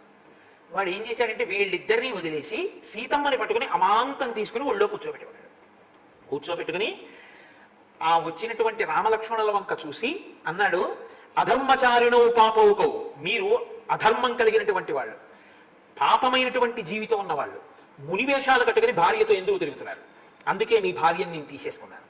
ఈమెని నేను భార్యగా ఉంచుకుంటాను ఇక నుంచి. కాబట్టి మీరు ఈ ప్రాంతాన్ని విడిచిపెట్టి వెళ్ళిపోండి. అహంవనమిదం దుర్గం విరాధో నామ రాక్షస చరామి సాయుధో నిత్యం ఋషిమాంసాని భక్షయన్. నన్ను విరాధుడు అంటారు. నేను ఈ దుర్గమమైనటువంటి అరణ్యంలో తిరుగుతూ ఉంటాను. నేను ఋషుల మాంసం తినడం అనేటటువంటిది నాకు చాలా ఇష్టమైన పని. ఋషులు ఏం చేశారు లోకంలోనండి, ఇది ఒక చాలా గమ్మత్తైన విషయం. మీరు చూడండి, కొంచెం మీరు జాగ్రత్తగా పరిశీలన చేయండి. శాకాహారము మాంసాహారము అని రెండు ఉంటాయిగా, దాని గురించి నేను పెద్ద వర్ణన ఏం చేయక్కర్లేదు. కాయగూరలు పళ్ళు ఆకులు తింటే శాకాహారం, సరే మాంసాహారం మీకు నేను దాని గురించి పెద్ద ఉపన్యాసాలు ఏం చెప్పక్కర్లేదు. మాంసాహారము తినేటటువంటివి కూడా ఎప్పుడూ శాకాహారం తిననివి కూడా అలాంటి మాంసాహారులు ఎక్కువ శాకాహారమే తింటూ మాంసం తినని వాటి మాంసాన్ని ఇష్టపడతాయి. మీరు చూడండి, అదో విచిత్రం లోకంలో. ఒక మాంసాహారి ఉంది, అది మాంసం తప్ప ఎప్పుడు శాకాహారం తిందు. ఓ పెద్ద పులు ఉందనుకోండి, పెద్ద పులు ఎప్పుడైనా వంకాయలు వేస్తే తింటుందేంటి, అయితే నాలుగు ఆ తోటకూరాకులు వేస్తే తింటుంది, అది ఎప్పుడు తిందు. యాపిల్ పళ్ళు బత్తాయి పళ్ళు అలాంటివి దానికి ఏం అక్కర్లేదు, దానికి ఎప్పుడూ మాంసమే కావాలి. మళ్ళీ మాంసం తినడంలో కూడా గమ్మత్తు ఏమిటో తెలుసా అంటే, సింహం కానీ పులి కానీ ఇవి ఎప్పుడు ఏ మాంసం తినడానికి ఇష్టపడతాయి తెలుసా? ఏళ్ళు, జింకలు, దుప్పులు, ఏనుగు వీటి మాంసం తింటాయి. అసలు మాంసం ఎప్పుడూ తినని శాకాహారాలు ఉంటాయి చూసావా, వాటి మాంసం ఒక్కటే తినే వాటికి రుచిగా ఉంటుంది. అసలు ఆ శాకాహారానికి ఉన్న గమ్మత్తు అది లోకంలో. అందుకని ఆ శాకాహారం తిని ఒళ్ళు చేసే ప్రాణుల్లో, మాంసాహారం తిని ఒళ్ళు చేసే ప్రాణుల్లో మీరు లెక్క వేసి చూస్తే శాకాహారం వల్ల బలం పొందినంత, శరీరం పొందినంత మాంసాహారం వల్ల ప్రాణులు పొందవు. సింహం ఉందండి, మాంసమే తింటుంది పుట్టినప్పటి నుంచి చచ్చిపోయే వరకు. ఏనుగంత ఎప్పుడన్నా అవుతుందా? ఎప్పుడు అవదు. ఏనుగంత ఉన్నాడంటారు, ఏనుగు జీవితంలో ఎప్పుడూ గుడ్డు కూడా తిందాం, కానీ ఏనుగే అంత ఎత్తుంటుంది. శాకాహారం తిన్న ప్రాణి అంత ఎత్తుంటుంది. శాకాహారం తిన్న ప్రాణులు బుద్ధిబలంతో ఉంటాయి. మీకు అదో విచిత్రం. ఒక కుందేలు కానీ, ఒక ఏనుగు కానీ, ఒక లేడి కానీ, వీటికి లలిత కళల మీద కూడా వ్యామోహం ఉంటుంది. పాటలు అవి వింటాయి బాగా, అందుకే వేటగాడు పాట పాడితే జింకొస్తుంది. అది శాకాహారంలో ఈశ్వరుడు ఎక్కడో ఆ లక్షణాన్ని నిక్షేపించాడు. అంటే నేను మాంసాహారాన్ని నిరుత్సాహపరుస్తూ నేను ఏదో పక్షపాతంతో మాట్లాడడం నా ఉద్దేశ్యం కాదు, ఒక సత్యాన్ని ఆవిష్కరించడం వరకు మాత్రమే నా ప్రయోజనం. కాబట్టి ఇప్పుడు విరాధుడు అన్నాడు, నేను ఋషుల మాంసం తింటాను అన్నాడు. ఋషుల మాంసం తినడం ఎందుకు? అదేంటి, పులులు సింహాలు అన్ని ఓచక పెట్టుకున్నాడుగా. అంటే వాడు ప్రత్యేకం వేటి కోసం పెడతాడంటే, ఇవన్నీ ఏముంది తిరుగుతుంటే ఇలా గుచ్చెత్తు తింటాను, అక్కడికి వెళ్ళి మరీ తింటాను వాళ్ళని. ఎందుకో తెలుసా, వాళ్ళు కందమూలాలే తింటారు. అందుకని ఏనుగు మాంసం సింహానికి ఇష్టమైనట్టు, జింక మాంసం పెద్దపులికి ఇష్టమైనట్టు ఋషుల మాంసం నాకు ఇష్టం. ఇది లోకంలో ఒక చిత్రమైన పోకడ. మీరు సృష్టిని కొద్దిగా గమనిస్తే ఇలాంటి చమత్కారాలు మీకు చాలా కనపడతాయండి, చాలా కనపడతాయి. వీటన్నింటికన్నా చమత్కారం ఎక్కడ పెట్టాడో తెలుసా అండి ఈశ్వరుడు? వీటన్నిటికీ కొన్ని శక్తులు ఇచ్చాడు. అన్ని శక్తుల్ని మనిషి ఒకడే వాడుకుంటాడు. ఒక గొర్రె ఉందనుకోండి, మీరు ఎంత చల్లోకి తీసుకెళ్ళి వదిలేయండి, దానికి ఏం రొజాయి మీరు ఇవ్వక్కర్లేదు, దాని ఒంటికే రొజాయి ఉంటుంది, పెద్ద ఉన్నితో ఉంటుంది. మనిషి ఏం చేస్తాడో తెలుసా, ఆ గొర్రె మాంసం తినేసి దాని చర్మం కొలిసేసి ఓ కోటు కుట్టించుకొని చల్లే తిరిగేస్తాడు.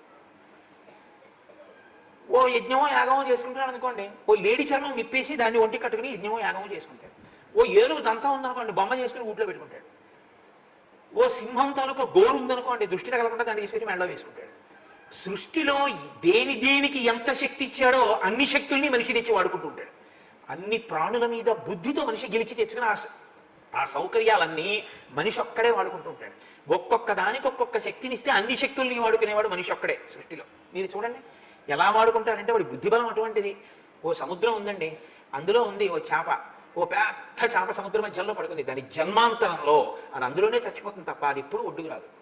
మీరు మనిషిని తీసుకెళ్లి సముద్ర మధ్యలో బారాయండి, చచ్చి ఊరుకుంటాడు. కానీ వాడు ఓడ తయారు చేసుకుని చేపని చంపే కత్తి ఓడ కింద పెట్టి చేపని కోసుకుంటూ ఓడలో హాయిగా నిద్రపోతూ వాడు తన గమ్యస్థానానికి వెళ్ళిపోతాడు. సముద్రం నుంచి, భూమి మీద, సముద్రంలో, ఆకాశంలో అన్ని చోట్ల తిరుగుతూ అన్నిటికీ ఈశ్వరుడు ఇచ్చిన సుఖాల్ని మనిషి అనుభవిస్తూ ఉంటాడు. ఇన్ని గలగడానికి ఉపయోగించుకునే ప్రజ్ఞ ఈశ్వరుణ్ణి చేరడానికి కూడా ఉపయోగించుకోవాలి. అక్కడ మాత్రం చిత్తశుద్ధి ఉండదు. అదే మనిషి యొక్క బుద్ధి ఎక్కడ వైక్లభ్యం చెందుతుంది అంటే అక్కడే వైక్లభ్యం చెందుతుంది. మిగిలినవన్నీ అడుగుతాడు, ఇది ఒక్కటే. కూర్చోవయా అన్నారు అనుకోండి, నా మోకాళ్ళ నొప్పులు అంటే పూజ చేయవయా అంటే పూజ చేయడు, చొక్కా విప్పవయా చొక్కా విప్పడం. వాడికి ఈశ్వరుడికి సంబంధించినటువంటి విషయాలు తప్ప మిగిలినవన్నీ కావాలి. చొక్కా విప్పి నాయన ఉత్తరీయం వేసుకుని కూర్చో పూజకి అన్నారు అనుకోండి, ప్రాణం పోయిన సహజంగా బనీంతో పుట్టిన వాళ్ళ బనీంతో కూర్చుంటానంటాడు పూజలో. సంకలో సెగ్గెట్టేస్తే తగ్గే వరకు విప్పు తిరుగుతాడు. సెగ్గడ్డపాటి చేయరా ఈశ్వరుడు పూజ? ఆ బుద్ధి ఏదో ముందే ఉంటే సెగ్గడ్డే రాదుగా నీకు. అలా ఉంటుంది మనుష్యుని యొక్క సరే అది అంతా మళ్ళీ వేరొక పరిశీలన అనుకోండి, దాన్ని అలా ఉంచండి మీరు. అంటే ఋషుల మాంసం తింటాను నేనంటే అందులో అంత లోతుగా ఉంది, సృష్టిలోనే ఉంది అసలు ఆ విచిత్రమైన పోకడ. కాబట్టి రాముడు అన్నాడు, ముందు సీతమ్మని తప్పించాలి, తప్పించి తీసుకురావాలి. ఎందుకనంటే ఆమె విదేహ వంశంలో పుట్టినటువంటి జనక మహారాజు గారి పుత్రి, దశరథ మహారాజు గారి కోడలు. చూశావా లక్ష్మణ, ఎంత తొందరగా కైకమ్మ కోరిక తీరిపోయిందో అన్నాడు. బాధ వచ్చినప్పుడు ఎంతటి నరుడైనా అలా అనకపోతే నరుడు ఎలా అవుతాడండి? రాముడి కదా నరుడి కదా అని నేను అన్నప్పుడు ఎంత తొందరగా కైకమ్మ మనసు తీరిందో అంటే రాజ్యం అకంటకం కావడానికి కదా అడవికి పంపింది.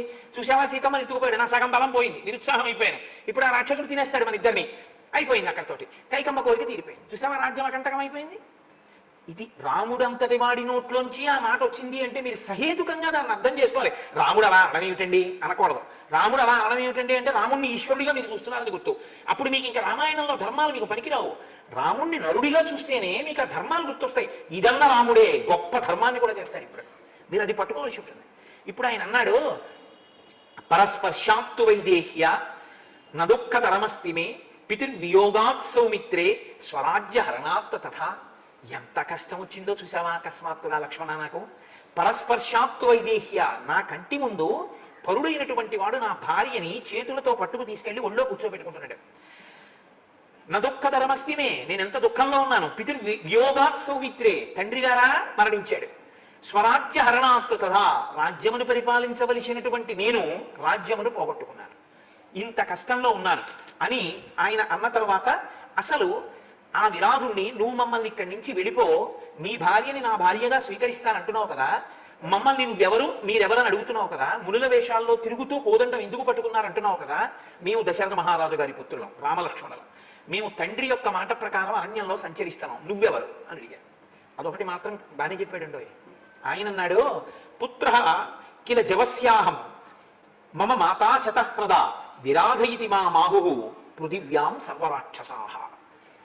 నేను జవుడు అనబడేటటువంటి ఆయన యొక్క కుమారుణ్ణి, మా తల్లి శతహ్రద. నేను ఈ అరణ్యంలో తిరుగుతూ అన్నిటినీ తింటూ ఉంటాను, నన్ను విరాధుడు అని వీళ్ళందరూ పిలుస్తూ ఉంటారు. అంటే ఆయన పేరు ఆయన పెట్టుకున్నాడో ఏమో, మిగిలిన వాళ్ళు మాత్రం ఆయన్ని విరాధుడు విరాధుడు అని పిలుస్తూ ఉంటారు అని చెప్పుకున్నాడు.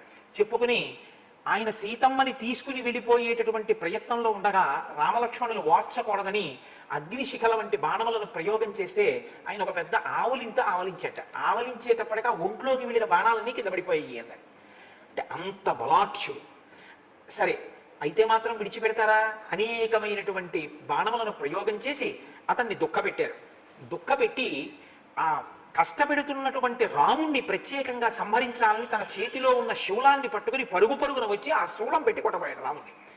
రాముడు వెంటనే తీవ్రమైన బాణములను ప్రయోగించి గాలిలోనే ఆ శూలాన్ని ముక్కల కింద విరిచేశాడు. విరిచేస్తే ఆ విరాధుడికి కోపం వచ్చి సీతమ్మని విడిచిపెట్టి రామలక్ష్మణులు ఇద్దరినీ కూడా రెండు చేతులతోటి పైకెత్తి తన భుజాల మీద కూర్చోబెట్టుకుని అరణ్యంలోకి వెడుతున్నాడు. సీతమ్మ ఉండిపోయింది, రామలక్ష్మణుల్ని తీసుకెళ్ళిపోతున్నాడు. సహజంగా సీతమ్మ ఆక్రందనం చేసింది, తన భర్తని మరిదిని తీసుకెళ్ళిపోతున్నాడు. అప్పుడు రాముడు ఒక చేతిని తన యొక్క బలాన్ని ఉపయోగించి విరిచేశాడు ఆ విరాధుడికి.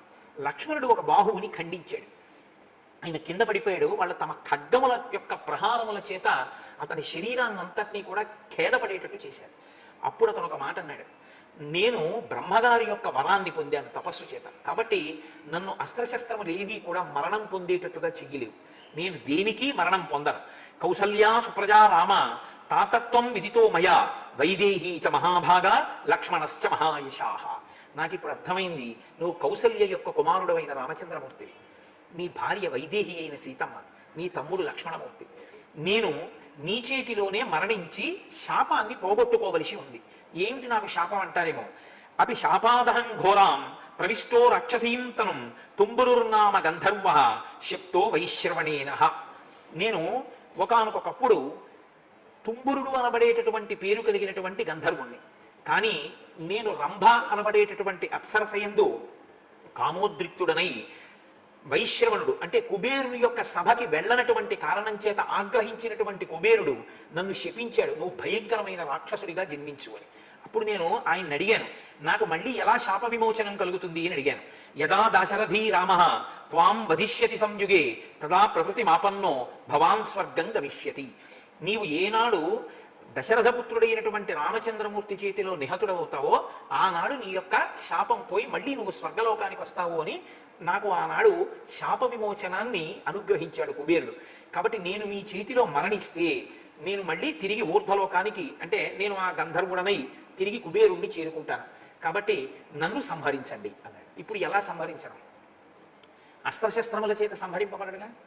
వెంటనే రాముడు అన్నాడు, లక్ష్మణ, నేను వీడిని కింద పడదోస్తాను, వీడిని వదిలేస్తే వీడు అలా అరుస్తూనే ఉంటాడు, మహాస్వనం, అదే మామూలు అరుపు కాదు, భయపడిపోతాయి అన్నీ. కాబట్టి వీడి కంఠం మీద నా పాదం పెట్టి తొక్కి ఎట్టే పెడతాను అరవకుండా. ఈలోగా నువ్వు ఒక గుణపం తీసుకుని ఏనుగుల్ని పడదొయ్యడానికి పట్టుకోవడానికి తవ్వేటటువంటి గొయ్యి ఎలా ఉంటుందో అలా ఈ రాక్షసుని పడేసి కప్పెట్టడానికి ఒక పెద్ద గొయ్యి తీయి అన్నాడు. అంటే గబగబా లక్ష్మణుడు ఒక పెద్ద గొయ్యి తీస్తున్నాడు. అస్త్రంతో శస్త్రంతో కాదుగా, గోతిలో పడేసి రాళ్లతో కప్పెట్టేస్తాడు. కప్పెట్టేస్తే ఊపిరి అడగ చచ్చిపోతాడు అందరూ. ఆయనకి కూడా అది కావాలి, ఎందుకంటే శాప విమోచనం అయిపోవాలి. కాబట్టి ఇప్పుడు ఆయన అన్నాడు, అవటే చాపి మాం రామ ప్రక్షిప్య కుశలీవ్రజ రక్షసాం గతసత్వానాం యశధర్మ సనాతన అవటేయే నిధీయంతే తేషాం లోకాః సనాతనాః. రామ, నువ్వు నాకు మహోపకారం చేస్తున్నావు. మా వంటి రాక్షసులు మరణించినప్పుడు గొయ్యి తీసి గోతిలో కాని పాతి పెట్టేస్తే మేము మళ్ళీ తిరిగి ఇతరమైనటువంటి లోకాలకి వెళ్ళాం. కాబట్టి ఇతర లోకములు పొందకుండా ఉండాలి అంటే గోతిలోనే పాతి పెట్టాలి. కాబట్టి నన్ను గోతిలో పాతి పెట్టేసేయి అన్నాడు. నిజంగా గొయ్యి తీసి శరీరాన్ని అందులో పడేసి కప్పెట్టేస్తుంటే ఎంత శాప విమోచనమైనా ఏ శరీరానికైనా శరీరం విడిచిపెట్టేయడం అనేటటువంటి ఖేదంతో కూడుకున్న విషయం కదండి. వాడు పెద్ద పెద్ద కేకలు మొదలుపెట్టాడు. మొత్తానికి దొర్లించి ఆ గోతిలో పడేసి రాళ్లు పోసి మట్టి పోసి కప్పెట్టేశాడు. కప్పెట్టేసిన తర్వాత విరాధుడు అక్కడతో శరీరాన్ని విడిచిపెడుతూ ఆయన ఒక మాట చెప్పాడు, రామ, నీకు మహోపకారం జరుగుతుంది. ఇక్కడికి దగ్గరలో శరభంగుడు అనబడేటటువంటి ఒక మహర్షి ఉన్నారు, నీవు ఆయన యొక్క దర్శనాన్ని చెయ్యి. రామాయణంలో ఇదో గమ్మత్తు. రాక్షసులు శాప విమోచనం అయిపోయిన తర్వాత రాముడికి ఉపకారం చేస్తుంటారు. ఎందుకంటే రాముడు ఎందుకు వచ్చాడో, నరుడిగా ఎందుకున్నాడో, ఎందుకు ఇంత కష్టపడుతున్నాడో వాళ్ళకి తెలుసు. కాబట్టి వాళ్ళ ఉపకారం చేస్తుంటారు. చిన్నప్పుడు ఏదో చాకలి బండ ఏదో ఆట ఉండేది, బట్ట పట్టుకుని పరిగెడుతూ ఏదో ఒకళ్ళ వెనకాలేసి ఒకళ్ళు ముట్టుకుని వాళ్ళొకళ్ళు ముట్టుకుని ఇలాగా. అలా రాముడి చెయ్యి తీసుకెళ్లి ఒకరు ఇంకోరి చేతిలో పెడితే వాళ్ళు ఇంకోళ్ళ చేతిలో పెడుతుంటారు. అలా ఋషుల యొక్క చేతులు మారుతూ పెడుతూ ఉంటాడు రాముడు. ఇప్పుడు రాముడు, సీతమ్మ, లక్ష్మణమూర్తి కలిసి శరభంగుని యొక్క ఆశ్రమానికి వెళ్ళారు. ఆ ఋషుల యొక్క తేజస్సు, వాళ్ళ యొక్క గొప్పతనం ఎంత గొప్పగా ఉంటుందంటే, ఆశ్రమం శరభంగస్య రాఘవోభిజగామః తస్య దేవ ప్రభావస్య తపసా భావితాత్మనః. ఆ శరభంగ మహర్షి దైవము యొక్క సాక్షాత్కారమును పొందినటువంటి వాడు, దివ్యమైనటువంటి శక్తి సంపన్నుడు. ఆయన ఒక్కసారి పిలిస్తే దేవతలే వచ్చి ఆయన ముందు నిలబడతారు. దేవతలు కార్యార్థులై ఆయన దగ్గరికి వస్తూ ఉంటారు. ఆయన అన్ని లోకములలో ఉండేటటువంటి సుఖములను కూడా తన తపశక్తి చేత జయించుకున్నవాడు. అంతటి మహానుభావుడు శరభంగుడు అంటే. ఆయన ఆశ్రమానికి వెళ్ళి ఆ ఆశ్రమం లోపలికి వెళదాం అనుకుని ప్రయత్నం చేస్తున్న సమయంలో ఆ ముగ్గురికి ఒక ఆశ్చర్యకరమైనటువంటి విషయం ఒకటి కనపడింది. ముగ్గురు చూస్తున్నారు సీతారామ లక్ష్మణులు. సమీపే శరభంగస్య దదర్శ మహదద్భుతం విభ్రాజమానం వపుషా సూర్య వైశ్వానరోపమం. శరభంగ మహర్షి యొక్క ఆశ్రమానికి సమీపంలో అగ్నిహోత్రుడు, సూర్యుడు వాళ్ళ యొక్క తేజస్సా అన్నట్టుగా ఒక గొప్ప తేజపుంజం ఒకటి కనపడింది. అవరుహ్య రథోత్సంగాత్ ఆకాశే విబుధానుగం అసంస్పృశంతం వసుధాం దదర్శ విబుధేశ్వరం. ఒక రథం ఒకటి భూమికి పైన నిలబడి ఉంది శరభంగుని యొక్క ఆశ్రమంలో. శరభంగుడు కూర్చుని ఉన్నాడు. ఆయనతో ఆ రథంలోని వ్యక్తి మాట్లాడుతున్నాడు. ఆ రథం మాత్రం భూమి మీదకి దిగలేదు, దిగకుండా భూమి మీదకి నిలబడి ఉంది. ఆ నిలబడినటువంటి ఆ రథం ఎంత గొప్పగా ఉందంటే, సుప్రభాభరణం దేవం విరజోంబరధారిణం తద్విధైర్యేవ బహుభిః పూజ్యమానం మహాత్మభిః హరిభిర్వాజిభిర్యుక్తం అంతరిక్షగతం రథం దదర్శా దూరతస్తస్య తరుణాదిత్య సన్నిభం. అది ఆకుపచ్చని గుర్రములు కట్టబడి ఉంది. చంద్రమండలం ఎలా ఉంటుందో అలా గుండ్రటి గొడుగు ఒకటి దాని మీద ఉంది, తెల్లటి గొడుగు. అందులో కూర్చున్నటువంటి వ్యక్తి కోటి సూర్యుల పగిది ప్రకాశిస్తున్నాడు, గొప్ప కాంతితో ఉన్నాడు. ఇద్దరు దివ్యమైన కాంతలు ఆయనకు అటు ఇటు నిలబడి ఆయనకి చామరం వేస్తున్నారు. ఆ రథానికి 4 దిక్కులా ఒక్కొక్క దిక్కున 100 చప్పున. అసలు ఆ యోధుల వంక చూస్తేనే ఆశ్చర్యంగా ఉంటుంది.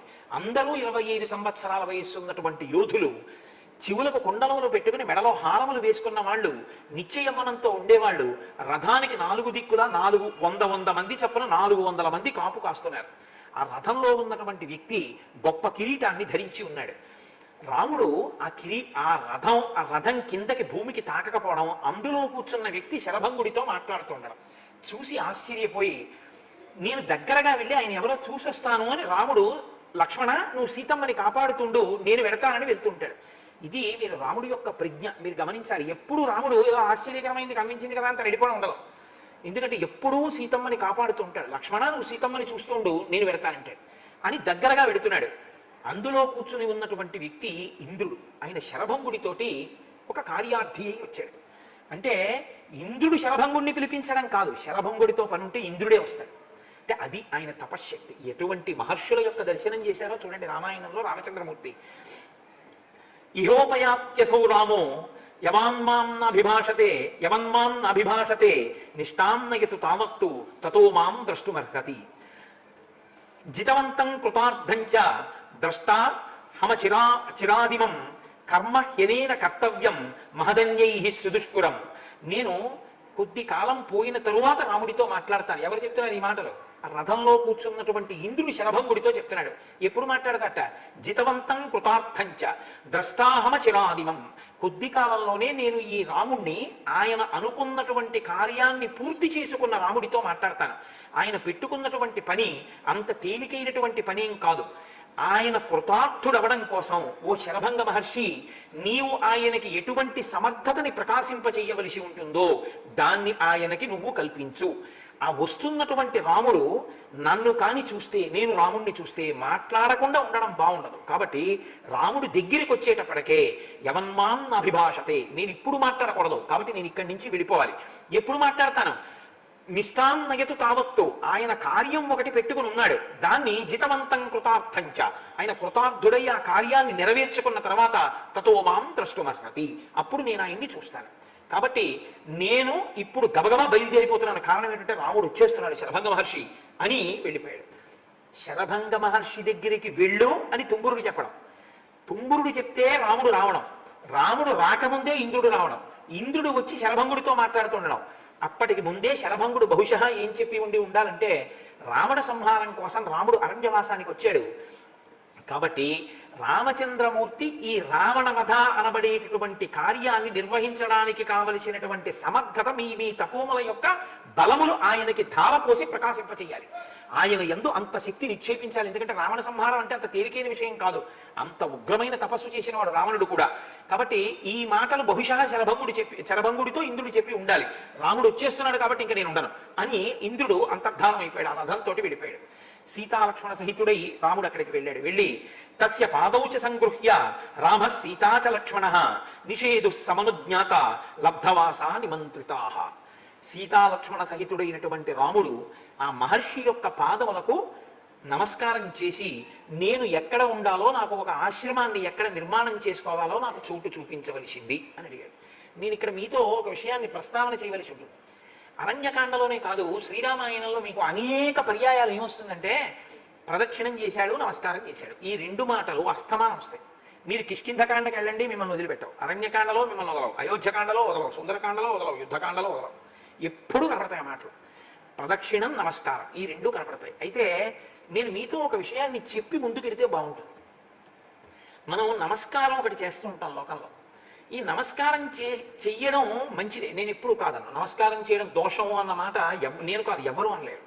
కానీ నమస్కారం చెయ్యడం మంచిదేనా అంటే, నమస్కారం చేయడం మంచిదే. కానీ నమస్కారం చెయ్యడం వల్ల మీరు ప్రయోజనం పొందాలి అంటే అసలు మీరు నమస్కారం ఎందుకు చేస్తున్నారో మీకు తెలిసి ఉండాలి. అలా తెలియని నమస్కారం మీరు చేస్తే ఏమవుతుందో తెలుసా అండి? ఆయన ఎవరో చేశారని నేను చేయడం అవుతుంది. ఎందుకు ఇలా అన్నావు నమస్కారానికి? ఇలా అనకుండా ఇలా అనకూడదా అని నేను అడిగాను అనుకోండి. ఇలా పెట్టకూడదా నమస్కారం? ఈ రెండు తలములే ఎందుకు కలపాలి? ఇలా కలపకూడదా? ఇలా కలిపి పెట్టకూడదా అని నేను అడిగాను అనుకోండి. మీకు ఆ నమస్కారం యొక్క వైశిష్ట్యం ఏమిటో, దాని ప్రయోజనం ఏమిటో తెలిస్తే ఎందుకు రాముడు అంత నమస్కారం చేస్తుంటాడో మీకు అర్థం అవుతుంది. అక్కడే రాముడు పెద్దల యొక్క అనుగ్రహాన్ని సంపాదిస్తుంటాడు. నమస్కారం అన్నది అనేక రకాలుగా ఉంటుంది. అంజలి అంటారు. అంజలి అంటే దోషిని ఒగ్గి ఇలా ఉండడం, లేకపోతే ఇలా ఉండడం. ఇలా పెడితే మీరు ఈ రెండు తలములు ఇలా పూర్తిగా కలిపి ఇలా పెట్టడం వికృతంగా ఉంటుంది. ఇలా కలిపి ఈ రెండు బొటన వేళ్ళు కలిపి మీరు ఇలా పెడితే నమస్కారం అన్న మాట ఎందుకు వాడతారంటే ఇవి 5 కర్మేంద్రియములకు గుర్తు, ఇది 5 జ్ఞానేంద్రియములకు గుర్తు. ఈ 5 కర్మేంద్రియాలని 5 జ్ఞానేంద్రియాలని కలిపి బుద్ధిస్థానమైనటువంటి శిరస్సుని కలిపి 11టిని మీ పాదముల దగ్గర న్యాసం చేస్తున్నాను. నేను మీ దగ్గర వంగాను, మీరు మహాత్ములని, కాబట్టి మీరు నన్ను అనుగ్రహించండి అని అడగడం నమస్కారానికి గుర్తు. అప్పుడు ఏమవుతుందంటే మీరు అనుగ్రహం పొందడానికి మీ మనసు సిద్ధంగా ఉంటుంది. లేకుండా మీరు కేవలం ఆ భంగిమ ఒకటే పెట్టారనుకోండి, దానివల్ల నేను మీతో అన్న మాట అదే, భంగిమ పెట్టగలరేమో కానీ మనసు సంస్కారాన్ని పొందదు. లేకపోతే ఏమై కూర్చుంటుందో తెలుసా అండి, ఇలా అంటారు. ఇలా అంటే ఏమవుతుందో తెలుసా, ఒక్క చేత్తో నమస్కారం చేశారనుకోండి, తెలిసో తెలియకో పూర్వపుణ్యాన్ని నశింపజేసేస్తారు దేవతలు. ఒక్క చేత్తో మీరు కానీ నమస్కారం చేస్తే పూర్వపుణ్యం నశిస్తుంది.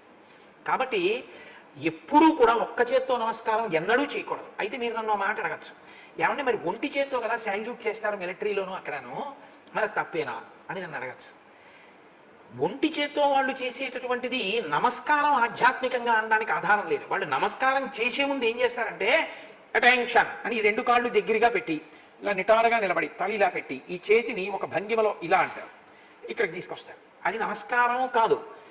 మేము ఈ ఉద్యోగంలో మా శరీర బలాన్నంతటినీ ఒడ్డి మేము మాకిచ్చినటువంటి కార్యంలో సఫలీకృతులమై ఈ దేశాన్ని మేము రక్షిస్తామని ప్రమాణం చేస్తున్నాం అనడానికి అది అనుగ్రహాన్ని అపేక్షించడానికి. కాబట్టి ఎప్పుడూ ఇలాగే చేయాలి. ఈ నమస్కారం చేసేటప్పుడు ఒకటి జ్ఞాపకం పెట్టుకోండి, నమస్కారం వంగి చేయడం ఒకెత్తు, నిలబడి నమస్కారం ఎప్పుడూ చేయకూడదు. ఇలాగే నిలబడి ఇలా అనకూడదు, ఇలా వంగి నమస్కారం చేయాలి. నమస్కారం వంగి చేయడం ఒకెత్తు, నేల మీద పడి చేయడం ఒకెత్తు. ఎక్కువ నేల మీద పడి నమస్కారం చేస్తుంటారు. హరిప్రసాద్ గారికి చాలా ఎక్కువ అలవాటు, నేల మీద పడి నమస్కారం చేస్తారు. నేల మీద ఎందుకు పడతారో తెలుసా అండి? నమస్కారం ఇలా అంటే చాలా అంటోందిగా శాస్త్రం, ఇలా అనమంటోందిగా, మరి ఇంకా నేల మీద పడ్డం ఎందుకు అసలు? ఏమైనా ఒక ప్రయోజనం ఉందా దానికి అలా పడ్డానికి? అంటే నమస్కారం కన్నా అది ఏమైనా గొప్పదై ఉంటుందా అంటే, ఇలా అంటే నమస్కారం. నేల మీద పడితే ఏమంటారో తెలుసా అండి? దండం అంటారు. దండం అంటే ఏమిటో తెలుసా? కర్ర. కర్రని మీరు చేత్తో ఇలా పట్టుకున్నారనుకోండి, నిలబడుతుంది. ఇలా వదిలేస్తే కింద పడిపోతుంది నేల మీద. మీలో అహంకారం పట్టుకుని ఉన్నంతసేపు ఇలా నిలబడతారు.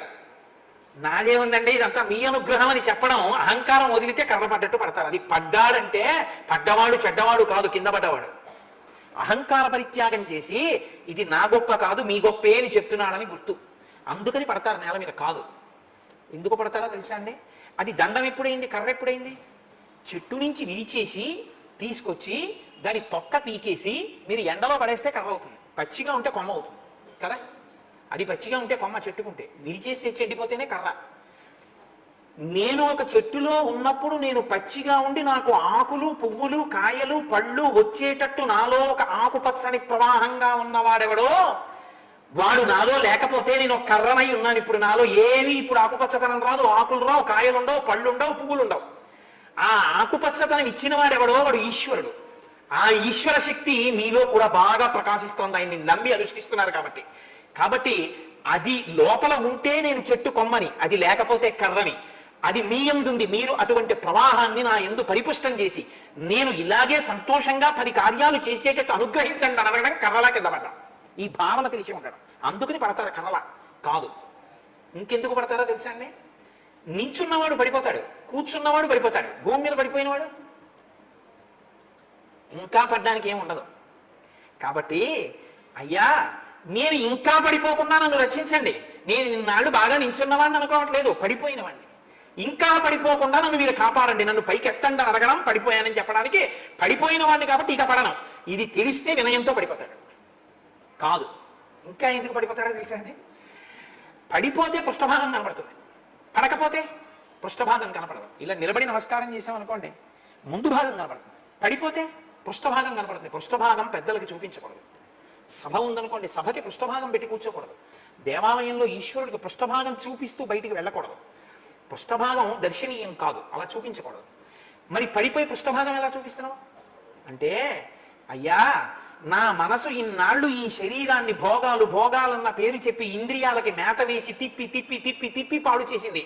ఆ మనసు ఇప్పుడు మారి ఈ శరీరాన్ని ఇంకా అలా తిరక్కే పెద్దల పాదాల దగ్గర వెళ్ళి పడిపోవని నన్ను తీసుకొచ్చి తిప్పడం మానేసి తిరిగి తిరిగి ఎంత పడిపోయావో ఇక్కడ పడిపోతే పట్టం మానేసి పైకి లేవడం ప్రారంభం అవుతుందని నన్ను కింద పడేసింది. అందుకని ఇప్పుడు నేను నా ఇంద్రియాలకి భోగాలకి నా పృష్ఠభాగం చూపిస్తున్నాను, మీ పాదాలకి నా కళ్ళు చూపిస్తున్నాను, కాబట్టి మీరు నన్ను అనుగ్రహించండి అని చెప్పడానికి కింద పడతాడు. కాదు, ఇంకా ఎందుకు పడతాడో తెలుసా అండి?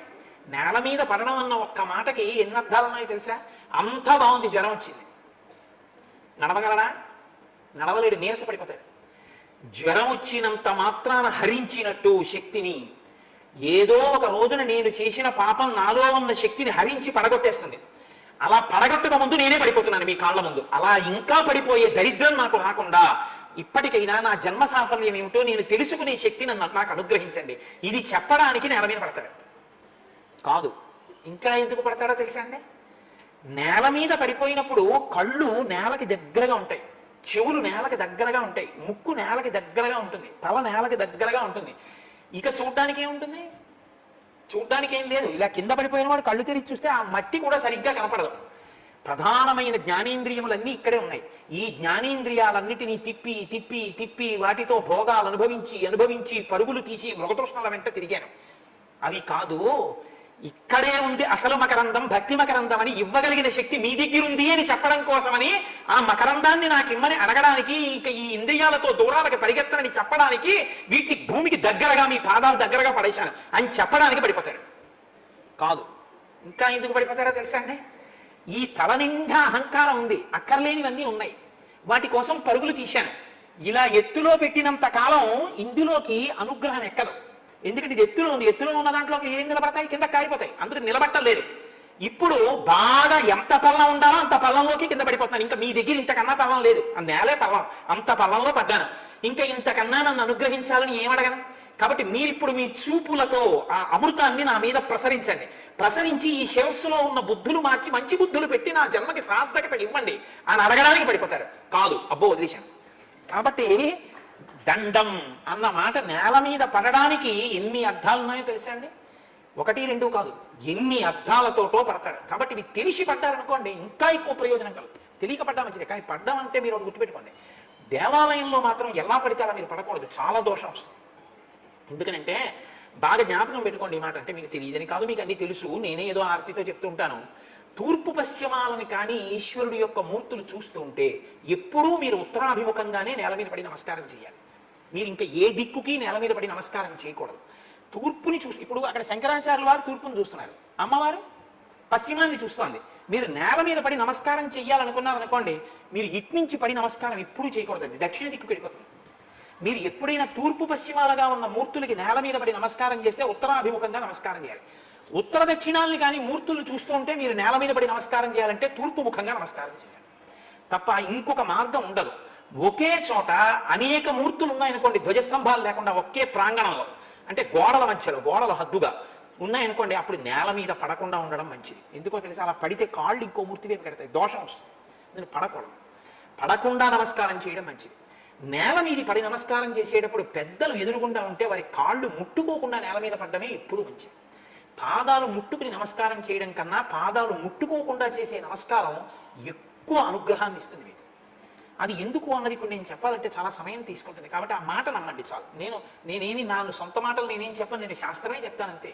కాబట్టి పాదాలని ముట్టుకోకుండా మీరు వంగి నమస్కారం చేయడం, పాదాలు తగలకుండా నేల మీద పడ్డమే ఎప్పుడు శ్రేయస్కరమైనటువంటి నమస్కార పద్ధతి. ప్రదక్షిణం చేసి నేల మీద పడుతుంటారు. ప్రదక్షిణం అంటే మీరు బాగా గుర్తుపెట్టుకోండి, ప్రదక్షిణం ఎలా చేయాలి అని ఒక అనుమానం ఉంటుంటుంది చాలామంది. ప్రదక్షిణం అంటే ఎప్పుడూ దేవాలయంలోని ఈశ్వరుడు మీ కుడి భుజం వైపుకే ఉండేటట్టు చూసుకోవడానికి ప్రదక్షిణం అని పేరు. దక్షిణం అంటే కుడి, సంస్కృతంలో దక్షిణ భాగే అంటే కుడి, వామభాగే అంటే ఎడం. దక్షిణం ప్రదక్షిణం, మీ కుడి భుజం వైపుకి ఈశ్వరుడు ఉంటే ప్రదక్షిణం అంటారు. అంటే శివాలయం వైపుకి అర్పించి వచ్చామనుకోండి, ధ్వజస్తంభానికి ఎడం పక్కగా అలా తిరుగుతున్నాను అనుకోండి, నా కుడి చేతి వైపే ఉంటాడు ఈశ్వరుడు. అలా తిరుగుతూ మళ్ళీ ధ్వజస్తంభం దగ్గరికి వచ్చాననుకోండి, నేను చుట్టూ తిరిగినా నా కుడి భుజం వైపుకే ఈశ్వరుడు ఉంటాడు లోపల. అలా ఉండడాన్ని ప్రదక్షిణ పూర్వక నమస్కారం అంటారు. నేను ఎప్పుడు అలా ఉన్నాడా లేదా చూసుకోవాలి ప్రదక్షిణం చేసేటప్పుడు, అది ప్రదక్షిణం అని పేరు. తప్ప మీ ఎడం భుజం వైపుకి వెళ్ళకూడదు, దేవాలయం వెళ్ళకుండా తిరగాలి తిరిగేటప్పుడు. ఇంకొకటి జ్ఞాపకం పెట్టుకోండి, మీరు ఎప్పుడైనా దేవాలయంలోకి వెళ్ళి నమస్కారం చేసేటప్పుడు ఎదురుగుండా నిలబడి ఎప్పుడూ నమస్కారం చేయకూడదు. ఒక పక్కకి తిరిగి నమస్కారం చేయాలి తప్ప మూర్తికి అభిముఖంగా నించుని ఇలా నమస్కారం ఎప్పుడూ పెట్టకూడదు. ఆయన తేజస్సు మీరు భరించలేరు, మీరు పక్కకు ఉండాలి. కనుక ఇవి నమస్కారంలోనూ ప్రదక్షిణంలోనూ నేల మీద పడ్డంలోనూ మీరు తెలుసుకోవలసినటువంటి విషయాలు. అన్ని వేళలా చెయ్యి ముట్టుకోవడం, షేక్ హ్యాండ్ ఇచ్చే ప్రయత్నం ఎప్పుడూ చేయకూడదు. అసలు సనాతన ధర్మంలో ఆ పద్ధతి లేదు. అది ఒకచో మీకు ఎప్పుడైనా నేను సందర్భం వచ్చినప్పుడు చెప్తాను, కొన్ని ప్రత్యేక పరిస్థితులలోనే అది ఉంటుంది. పాణిగ్రహణం అని మనకి చెయ్యి పట్టుకోవడం అనేటటువంటిది ఒకటి ఉంది వివాహంలో. ఆడపిల్ల చేతిని మగపిల్లవాడు పట్టుకుంటాడు. అటువంటిది తప్ప కొన్ని సందర్భాల్లో చేతులు కలపడం తప్ప అన్ని వేళలా అసలు షేక్ హ్యాండ్ ఇచ్చుకోవడం అనేటటువంటి మాట సనాతన ధర్మంలో లేదు. నమస్కారం చేయడమే. నమస్కారం చేసేటప్పుడు ఇంకొక పెద్ద లక్షణం ఉంది తెలుసా అండి. నమస్కారం వేరు, అభివాదం వేరు. అభివాదం చేస్తున్నానని నమస్కారం చేయకూడదు, నమస్కారం చేస్తానని అభివాదం చేయకూడదు. అభివాదం చేస్తున్నాను అంటే పరిచయం చేసుకోవాలి మిమ్మల్ని మీరు. పరిచయం చేసుకుంటున్నానంటే నేను కోటేశ్వరానంటే నేను ఫుడ్ కార్పొరేషన్లో పనిచేస్తున్నానంటే పరిచయం చేసుకోకూడదు. మీరు ఎలా పరిచయం చేసుకోవాలంటే మీ ప్రవర చెప్పి పరిచయం చేసుకోవాలి. చతుస్సాగర పర్యంతం గో బ్రాహ్మణేభ్య శుభం భవతు ఆత్రేయస అర్చనానస సామాశ్వ త్రయాభిషేయ ప్రబలాన్విత ఆత్రేయసగోత్ర ఆపస్తంభసూత్ర యజుశాఖాధ్యాయి అంతే. ఆ తర్వాత పేరు చెప్పేసిన తర్వాత నమస్కారం చేయకూడదు. అభివాదం అంటే యజుశాఖాధ్యాయి అని చెప్పిన తర్వాత ధనస్సు అంటారు. ధనస్సు అంటే ధనస్సు ఎలా వంగుతుందో లక్ష్యం అనమాట, లక్ష్యశుద్ధి. అలా వంగి నమస్కారం చేసి చెవులు ఇలా పట్టుకుని కుడి చెవి మీదకి, ఎడం చెవి మీదకి, కానీ కుడి ఎడం చెవి మీద ఉండేటట్టు పట్టుకుని అప్పుడు పేరు చెప్పాలి. కోటేశ్వర శర్మ హంభో అభివాదయే అనాలి. దానికి అభివాదం అని పేరు. పరిచయంతో కూడిన నమస్కారం అయితే అభివాదం. ప్రణిపాతం అని ఒకటి ఉంటుంది. పాతం అంటే పడిపోవడం, నిపాతం అంటే అకస్మాత్తుగా పడిపోవడం. ఒక స్తంభం పడిపోతే అలా పడిపోతాడు, అలా మెల్లమెల్లగా మోకాళ్ళు అవి పెట్టి పడిపోవడం కాదు. ఒక ధబేల్మని ఒక స్వర్ణదండ అలా పడిపోతుందో అలా పడిపోతాడు. అది కూడా ప్రణిపాతము. సుందరకాండలో వస్తుంది ప్రణిపాత ప్రసన్న హిమైదిని కనకాత్మజ అని.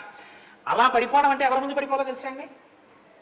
పరమ విజ్ఞుడైనటువంటి గురువు అకస్మాత్తుగా అనుకోకుండా గురువు గారు కనపడితే స్వర్ణదండం నేల మీద పడ్డట్టు పడిపోవాలి. అంటే అది ఆ స్థాయి ఎవరికి ఉంటుందంటే ఒక భారతీ తీర్థ మహాస్వామి వంటి మహాస్వాములు కనపడితే ప్రణిపాతం చేశారంటారు. ప్రణిపాతం అంటే స్వర్ణదండం నేల మీద పడిపోతే దెబ్బ తగులుతుందేమో అని కూడా చూడకుండా ఎలా పడుతుందో అలా పడితే దాన్ని ప్రణిపాతం అంటారు. దానికి ప్రణిపాతం అని పేరు, దీనికి అభివాదం అని పేరు, దానికి నమస్కారం అని పేరు, దీనికి అంజలి అని పేరు, దీనికి దండం అని పేరు. ఇన్ని రకాలుగా ఉంటుంది. కాబట్టి దానికి ప్రదక్షిణం అని పేరు. మీరు ఎలా వస్తున్నారు, మీరు ఏం చేస్తున్నారు అన్నదాన్ని బట్టి పెద్దలు మీ సంస్కారాన్ని గ్రహిస్తారు, గ్రహించి అనుగ్రహిస్తారు. అనుగ్రహించడానికి వీలుగా మీరు లోపల మనసులో పరిపుష్టం చేసుకున్నారనుకోండి. పరిపుష్టం చేసుకుంటే అప్పుడు ఏమవుతుందంటే మీరు దాన్ని పొందడానికి బాగా యోగ్యతని పొందుతారు. కాబట్టి ఇది ఇది చెప్పకుండా నేను అనేక మాటలు రాముడు నమస్కారం చేశాడు, రాముడు నమస్కారం చేశాడు, సీతమ్మ నమస్కారం చేసిందని చెప్తే దానికి అందం ఉండదు. రెండు మీరు ఒకటి గుర్తుపెట్టుకోండి. మీ ఇంటికి పెద్దలు ఎవరైనా వచ్చారనుకోండి, మీరు మీ ఇంటికి పెద్దల్ని పిలిచారనుకోండి, మీ ఇంటికి పెద్దలు వచ్చారనుకోండి, మీరు ఒకసారి నమస్కారం చేసి మీ ఆవిడని ఒకసారి నమస్కారం చేయమని, మీ అబ్బాయిని ఒకసారి నమస్కారం చేయమని, మీ కోడలను ఒకసారి నమస్కారం చేయమని, మీ మనవడిని ఒకసారి నమస్కారం చేయమని, మనవరాలను ఒకసారి నమస్కారం చేయమని అలా చేయకూడదు. అలా చేస్తే అది దోషభూయిష్టం ఆ నమస్కారం. కుటుంబ సభ్యులకి తెలిసి ఉంటే, మనం ఇవాళ ఒక మహాత్ముడిని ఆహ్వానించాము, వారు మన ఇంటికి వస్తున్నారు అని తెలిస్తే కుటుంబ సభ్యులందరూ సిద్ధంగా ఉండాలి. ఆయన్ని ముందు ఉచితాసనం మీద కూర్చోబెట్టి ఏకకాలమునందు కుటుంబ సభ్యులందరూ కలిసి నమస్కారం చేయాలి. ఆడదాని యొక్క కడుపు వక్షస్థలం భూమికి తగలకూడదు. అవి ఈ లోకం పరిఢవిల్లడానికి స్థానములు కనుక మాతృత్వం ఎప్పుడూ కూడా అగౌరవపడకూడదు. అందుకని వాళ్ళకి పంచాంగ నమస్కారమే. అందుకని వాడు మోకాళ్ళ వరకు మోచేతుల మీద వంగి తల తాటించి నమస్కరిస్తారు. కుటుంబ సభ్యులందరూ కలిసి ఒకేసారి నమస్కరించారనుకోండి, నేను మీకు నిజం చెప్తున్నాను, వచ్చిన మహాత్ముడు పరమ సంతోషాన్ని పొంది ఆచంద్ర తారాకం అన్న మాట కలిపి ఆశీర్వచనం చేసేస్తారు. పొంగిపోతారనమాట. ఆ కుటుంబం చాలా గొప్ప సంస్కారం తెలిసిన కుటుంబం అని గుర్తు. విడివిడిగా నమస్కారం చేస్తే వాళ్ళకి తెలియదు ఇంకా శాస్త్ర ప్రవేశం అవి ఏమీ లేవని గుర్తు. కాబట్టి నమస్కారంలో చెప్పేస్తారు, అవతల వాళ్ళ సంస్కార బలాన్ని చెప్తారు. రాముడు అనుగ్రహాన్ని పొందాడు అంటే నేను మీకు చెప్పింది చాలా తక్కువ ఇంకా నమస్కారం గురించి. ఇంకా అసలు నమస్కారము, ప్రదక్షిణము, దండము, ప్రణిపాతము, అభివాదము, వీటి మీద మీరు ఒక ఉపన్యాసాన్ని పెట్టుకోమని కావాల్సినటువంటి బాబు నా ఉద్దేశం. ఇప్పుడు అవన్నీ వింటే బాగుంటుంది. నేను ఎక్కర్లేదు, పెద్దలు ఎవరైనా దాని గురించి చెప్తారు. కాబట్టి ఇప్పుడు ఆ ఇంద్రుడు వెళ్ళిపోయిన తర్వాత శరభంగ మహర్షికి నమస్కారం చేశారు. నమస్కారం చేస్తే ఆయన ఎంతో సంతోషించారు. సంతోషించి నేను నా తపస్సుతో సాధించినటువంటి అక్షయమైన లోకములలో ఉన్న సుఖములన్నింటినీ రామా నీకు ధారపోసేస్తున్నాను అన్నాడు. అంటే రాముడు అన్నాడు, అహమేవాహరిష్యామి సర్వలోకాన్ మహాముని ఆవాసం త్వహమిచ్చామి ప్రదిష్టమిహ కానని. మీరిచ్చినవి నేను స్వీకరిస్తాను ఫలములు, కానీ నేను ఎక్కడ ఉండి తపస్సు చేయడానికి అనువుగా ఉంటుందో నాకు అటువంటి ప్రాంతాన్ని చూపించవలసి ఉంటుంది. నేను ఎక్కడ ఉండి ఈ 14 సంవత్సరములో ఈ ఆశ్రమవాసాన్ని లేదా అరణ్యవాసాన్ని పూర్తి చేసుకోవచ్చో నాకు అటువంటి ప్రదేశాన్ని చూపించండి అంటే ఆయన అన్నాడు, నీకు అటువంటి ప్రదేశాన్ని సుతీక్షుడు అనబడేటటువంటి మహర్షి ఇక్కడికి దగ్గరలో ఉన్నారు. గంగ మీద గుత్తులు గుత్తులుగా పువ్వులు వెళ్ళిపోతుంటాయి. ఆ మార్గాన్ని బట్టి వెళ్ళు. చాలా విచిత్రంగా ఉంటుందండి వర్ణనలన్నీ రామాయణంలో. ఆ మార్గాన్ని బట్టి వెళ్ళు, వెడితే నీకు అక్కడ ఒక గొప్ప ఆశ్రమం కనపడుతుంది. ఆ సుతీక్షుడు అన్న మహర్షి చెప్తారు అన్నారు అని. రామ, నేను నీ దర్శనం కోసమే ఎదురు చూస్తున్నాను ఇంతకాలం నుంచి. లేకపోతే ఈ శరీరాన్ని ఇప్పుడు వదిలిపెట్టి ఉండేవాడిని. ఇది వాళ్ళకి ఎలా ఉంటుందో తెలుసా అండి, శరీరం వదిలిపెట్టడం అన్నది. రమణ మహర్షి మాటల్లో చెప్పాలంటే కూలికి బియ్యం మోసేవాళ్లే ఉంటుంది. ఇప్పుడు కూలికి నేను ఒక బియ్యం బస్తా కొనుక్కుని 50 కేజీలు ఓ కూలివాడిని పిలిచి ఆయా ఈ మూట తెచ్చి మా ఇంట్లో పడాయి అన్నాను అనుకోండి, ఆయన దాన్ని తల మీదో భుజం మీదో పెట్టుకుంటాడు. పాపం అది చేసి జీవనం చేస్తున్నాడు. కాబట్టి ఇప్పుడు ఆయన ఏమంటూ ఉంటాడంటే, ఏమంటే ఇదేనా ఈ సందేనా 3వ ఇల్లు అన్నారు ఈ ఇల్లేనా అంటాడు. ఎందుకని? ఎంత తొందరగా మూట కింద పారేద్దామని ఆయనకుంటుంది. కూలికొచ్చిన వాడు ఎత్తుకున్న బియ్యం మూట ఎలా ఉంటుందో జ్ఞానికి తన శరీరం అలా ఉంటుంది. దీన్ని ఎలా వదిలిపారేద్దామా ఇంకా చూస్తుంటే అలాగని చంపేయకూడదు. తనంత తాను పడిపోయే వరకు చూడాలి. అలా పడకుండా మహాత్ముల దర్శనం కోసం అట్టి పెట్టుకుంటారు కూడా వాళ్ళు. వాళ్ళకి ఆ శక్తి ఉంటుంది. కాబట్టి నీ దర్శనం కోసం దీన్ని అట్టి పెట్టాను. లేకపోతే ఈ పాటికి నన్ను అసలు ఇంద్రుడు బ్రహ్మలోకానికి తీసుకెళ్ళడానికి వచ్చాడు రథం పట్టుకుని. నువ్వు వెళ్ళు నేను వస్తానులే అన్నాను. అంటే మళ్ళీ ఇంద్రుడు వస్తాడా? అక్కర్లేదు, ఆయన రావలేదు, నేనే వెళ్ళిపోతాను. అంటే ఎంత తపశ్శక్తి సంపన్నులో చూడండి ఈ దేశంలో. కాబట్టి రామ, నీ దర్శనం అయిపోయింది, నీకు నేను అతిథి పూజ చేశాను, కాబట్టి ఈ శరీరాన్ని విడిచిపెట్టేస్తాను అన్నాడు. సీతారామ లక్ష్మణులు తెల్లబోయి చూస్తున్నారు, ఏమిటి శరీరం ఏమిటి విడిచిపెట్టే ఏమిటి బ్రహ్మలోకానికి వెళ్ళిపోవడం ఏంటంటే. అంటే తెలియదని కాదు, రాముడికి ఆ శక్తి ఎరుగనివాడని కాదు దాని ఉద్దేశం. మీరు ఆ సంఘటనను అసలు అలా ఎలా వదులుతారన్నది మీరు చూడాలి. అది ఎలా ఉంటుందంటే, ఏషబంధానర వ్యాఘ్ర ముహూర్తం పశ్యతాతమాం యావజ్జహామి గాత్రాణి జీర్ణం తచమివోరగ తతోగ్నిం సుసమాధాయ హుత్వా చాజ్యేన మంత్రవిత్ శరభంగో మహాతేజా ప్రవివేశ హుతాశనం తస్య రోమాణి కేశాంశ్చ దదాహగ్నిర్మహాత్మనః జీర్ణాం తచం తథాస్తీని యచ్చ మాంసం సశౌడితం సచ పావక సంకాశః కుమారః సమపద్యతః ఉత్థాయాగ్నిచయా తస్మాత్ శరభంగో వ్యరోచత సలోకాన్ ఆహితాగ్నీనాం ఋషీణాంచ మహాత్మనాం దేవానాంచ వ్యతిక్రమ్య బ్రహ్మలోకం వ్యరోచత సపుణ్యకర్మా భువనీ ద్విజర్షభః పితామహం సానుచరం దదర్శః పితామహశ్చాపి సమీక్ష్యతం ద్విజం ననంద సుస్వాగతమిత్యువాచః. ఆ శరభంగ మహర్షి, రామా చూడు నేను బ్రహ్మలోకానికి వెళ్ళిపోతున్నాను అని అగ్నిహోత్రాన్ని వ్రేల్చారు. వ్రేల్చి అందులో నెయ్యి పోసి ఒక్కసారి ఆ హోమాన్ని చేసి ఆ హోమంలో అగ్ని బాగా ప్రజ్వలిన తరువాత అందులోకి ప్రవేశించాడు. ప్రవేశిస్తే సీతారామ లక్ష్మణులు చూస్తున్నారు. చూస్తుంటేట తస్య రోమాణి కేశాంశ్చ, ఆయన వెంట్రుకలు ఆ శరీరం మీద ఉన్న చిన్న చిన్న రోమాల దగ్గర నుంచి ఎముకల దగ్గర నుంచి అన్ని కాలి బూది అయిపోయి ఆ అగ్నిహోత్రంలో పడిపోయింది. ఆ బూది కుప్ప కింద అగ్నిహోత్రంలోకి ఆయన పడిపోగానే అగ్నిహోత్రుని యొక్క కాంతితో సమానంగా కౌమార వయస్సుతో ఉన్న పిల్లవాడిగా 15 ఏళ్ల పిల్లవాడిగా అగ్నిగుండంలోంచి పైకొచ్చి ఆ శరీరంతో బ్రహ్మలోకానికి వెళ్ళిపోయాడు. వెళ్ళిపోతే చతుర్ముఖ బ్రహ్మగారు సభాభవనంలోకి వస్తున్నటువంటి శరభంగుణ్ణి చూసి స్వాగతం మహర్షి రండి అన్నట్టు. అంటే వెళ్ళి ఆయన ఉచితాసనం మీద కూర్చున్నట్ట శరభంగుడు. అంత గొప్ప తేజోవంతులై అంతటి మహాత్ములైనటువంటి వారి యొక్క దర్శనాన్ని పొందాడు మహానుభావుడు. అప్పుడు ఆ మిగిలినటువంటి ఋషులందరూ కూడా ఆ శరభంగుని యొక్క ఆశ్రమంలో ఉండేటటువంటి వాళ్ళు ఒకళ్ళు కాళ్ళు వైఖానసులు, వాలకిల్యులు, సంప్రక్షాళులు, మరీచువులు, పెక్కుమంది ఆశ్వకుట్టులు, ఆ తర్వాత పత్రాహారులు, దంతోలూఖలు, ఉన్మజ్జకులు, గాత్రశయ్యులు, ఆశయులు, రకరకాలైనటువంటి పేర్లతో రకరకాల సంప్రదాయాల్లో ఉండేటటువంటి ఋషులందరూ కూడా రాముడి చుట్టూ చేరి వాళ్ళన్నారట, అధర్మస్తు మహాంస్తాత భవేత్తస్య మహీపతే యో హరేత్ బలిషడ్భాగం నచ రక్షతి పుత్రవత్. పన్నులలో 6వ వంతు ఎలా కట్టించుకుంటాడో అలాగే మేము చేసేటటువంటి యజ్ఞాల్లోంచి కూడా రాజైనటువంటి వాడికి 6వ వంతు వెళ్ళిపోతూ ఉంటుంది. ప్రజల ఆదాయంలోంచి కూడా పన్ను 6వ వంతు కట్టించుకుంటున్నాడు. కట్టించుకున్నటువంటి రాజు కాపాడి తీరాలి ప్రజల్ని. హోమాలు, యజ్ఞాలు, యాగాలు ఏవి జరుగుతాయో అందులో 4వ వంతు ఎడుతుంది. ప్రజల యొక్క ఆదాయంలో 6వ వంతు ఎడుతుంది. ఇవి పుచ్చుకున్న రాజు కేవలం భోగం అనుభవించడానికి కాదు, వాళ్ళని రక్షించాలి. కాబట్టి రామ, నువ్వు మమ్మల్ని రక్షించి తీరాలి. యత్కరోతి పరం ధర్మం మునిర్మూల ఫలాశన తత్ర రాజ్ఞశ్చతుర్భాగ ప్రజాధర్మేణ రక్షత మా తపస్సులో నాలుగవ భాగాన్ని ఉత్తిని పుచ్చుకోకూడదు, మమ్మల్ని రక్షించి పుచ్చుకోవాలి. కాబట్టి నాయన ప్రత్యేకించి ఈ పంపా సరోవర ప్రాంతంలో మందాకిని నదీ తీరంలో ఉండేటటువంటి వాళ్ళని, చిత్రకూట పర్వతం మీద ఉండే వాళ్ళని రాక్షసులు విపరీతంగా వేధిస్తున్నారు. మేమందరం కూడా తతస్వాం శరణార్థంచ శరణ్యం సముపస్థితా పరిపాలయనో రామ మధ్యమానాన్ నిశాచరై. మేము శరణాగతి చేస్తున్నాం, నువ్వు వాళ్ళందరినీ కూడా మట్టు పెట్టి మమ్మల్ని కాపాడవలసింది. అంటే రాముడు అన్నాడు, నైవమర్హదమాం వక్తుం ఆజ్ఞాప్తోహం తపస్వినాం. మీరు నన్ను అర్థించకూడదు, మీరు నన్ను ఆజ్ఞాపించాలి. కాబట్టి తప్పకుండా నేను మిమ్మల్ని కాపాడి తీరుతాను. బహుశా దశరథ మహారాజు గారు నన్ను అరణ్యవాసానికి పంపించడం అనేటటువంటి ఈ కోరిక యాదృచ్ఛికంగా, అంటే దైవం యొక్క అనుగ్రహంగా ఈ రాక్షస సంహారానికి మిమ్మల్ని రక్షించడానికే వచ్చిందేమో. కాబట్టి నేను తప్పకుండా మిమ్మల్ని రక్షిస్తాను అని ఆ తాపసులందరినీ తీసుకుని సుతీక్ష్ణుని యొక్క ఆశ్రమానికి వెళ్ళారు. ఆ ఆశ్రమం దాని శోభ చూసి ఎంతో సంతోషించారు, ఆయనకి నమస్కరించారు, కూర్చోబెట్టారు, కందమూలాలు ఇచ్చారు, అక్కడే స్నానాలు చేశారు, ఆ రాత్రి అక్కడే వసించారు. ఆ సుతీక్షణి యొక్క వైభవాన్ని చూశారు. ఇక్కడికి గుంపులుగా మృగాలు వస్తుంటాయి, అవి వచ్చి వెళ్ళిపోతుంటాయి అన్నారు. రామాను ఇక్కడే ఉండు 14 ఏళ్ళు అన్నారు. నేను ఇక్కడ ఉంటే అప్పుడప్పుడు మిమ్మల్ని ఇబ్బంది పెడతాయేమో అని నేను మృగములను నా బంగారు పొందులున్న బాణాలతో సంహారం చేస్తే మీ మనసుకి ఖేదం కలగచ్చు, కాబట్టి నేను వేరొక ప్రాంతంలో ఉంటానన్నారు. ఆయన దగ్గర సెలవుపుచ్చుకున్నారు. ఆ మహర్షులందరితోటి కలిసి రాముడి వెనక ఈ ఋషులందరూ బయలుదేరారు. అందరూ కలిసి దండకారణ్యంలో వెడుతున్నారు. వెడుతుంటే సీతమ్మంది రాముడితోటి, ఈ సంభాషణ చాలా గొప్ప సంభాషణ అండి. ఆవిడంది, అయం ధర్మ సుసూక్ష్మేణ విధినా ప్రాప్యతే మహాన్ నివృత్తేన తు శక్యోయం వ్యసనాత్ కామజాదిహ. చాలా సూక్ష్మ బుద్ధితో చూస్తే కామజములైనటువంటి వ్యసనముల నుండి బయటపడి మనిషి నిలబడడం అన్నది చాలా కష్టం. 3 వ్యసనములు మనుష్యుల్ని బాధిస్తుంటాయి.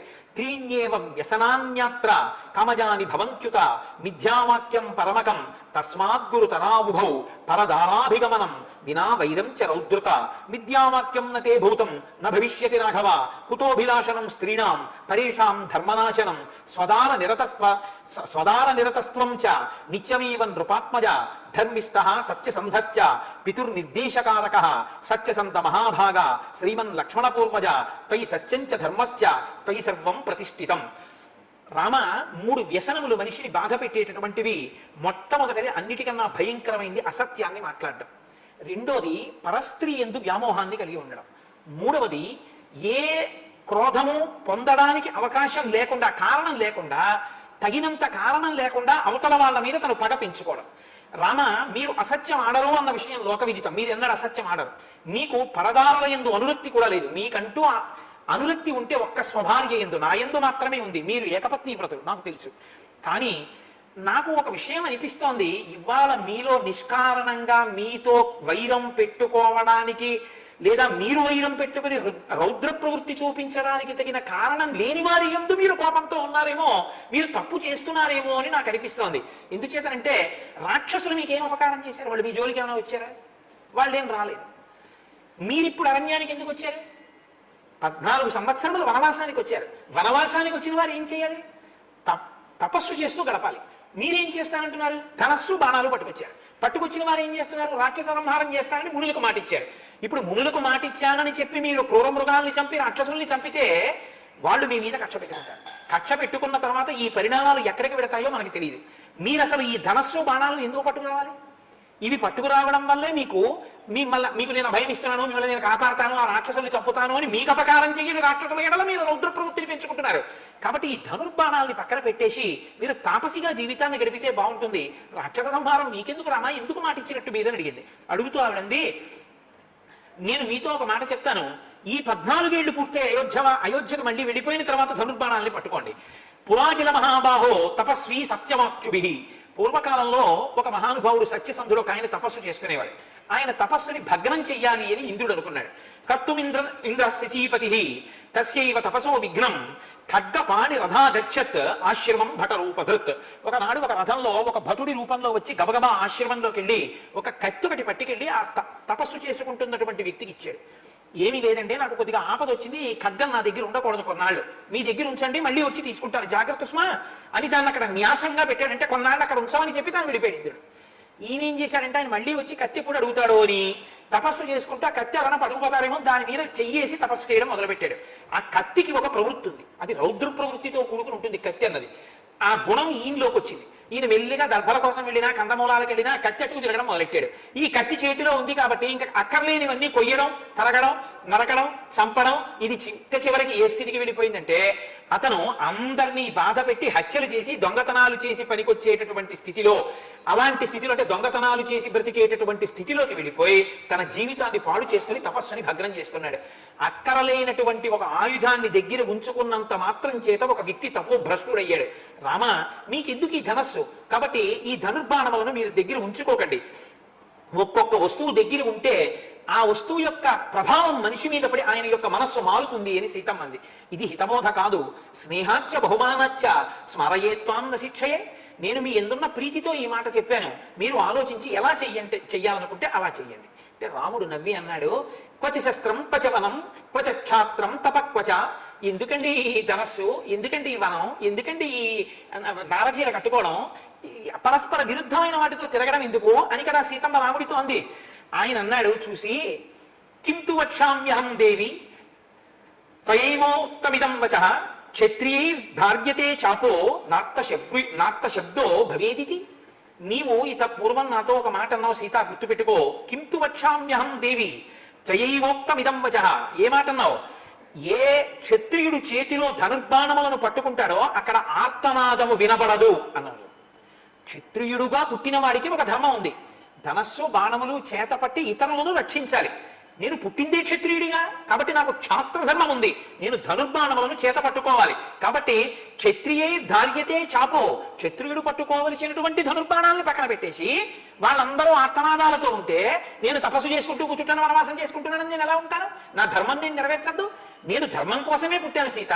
కాబట్టి తేచాత్తాదండకారణ్యే మునయ సంస్కృత వ్రతాః మాం సీతే స్వయమాగమ్య శరణ్యాః శరణంగతాః.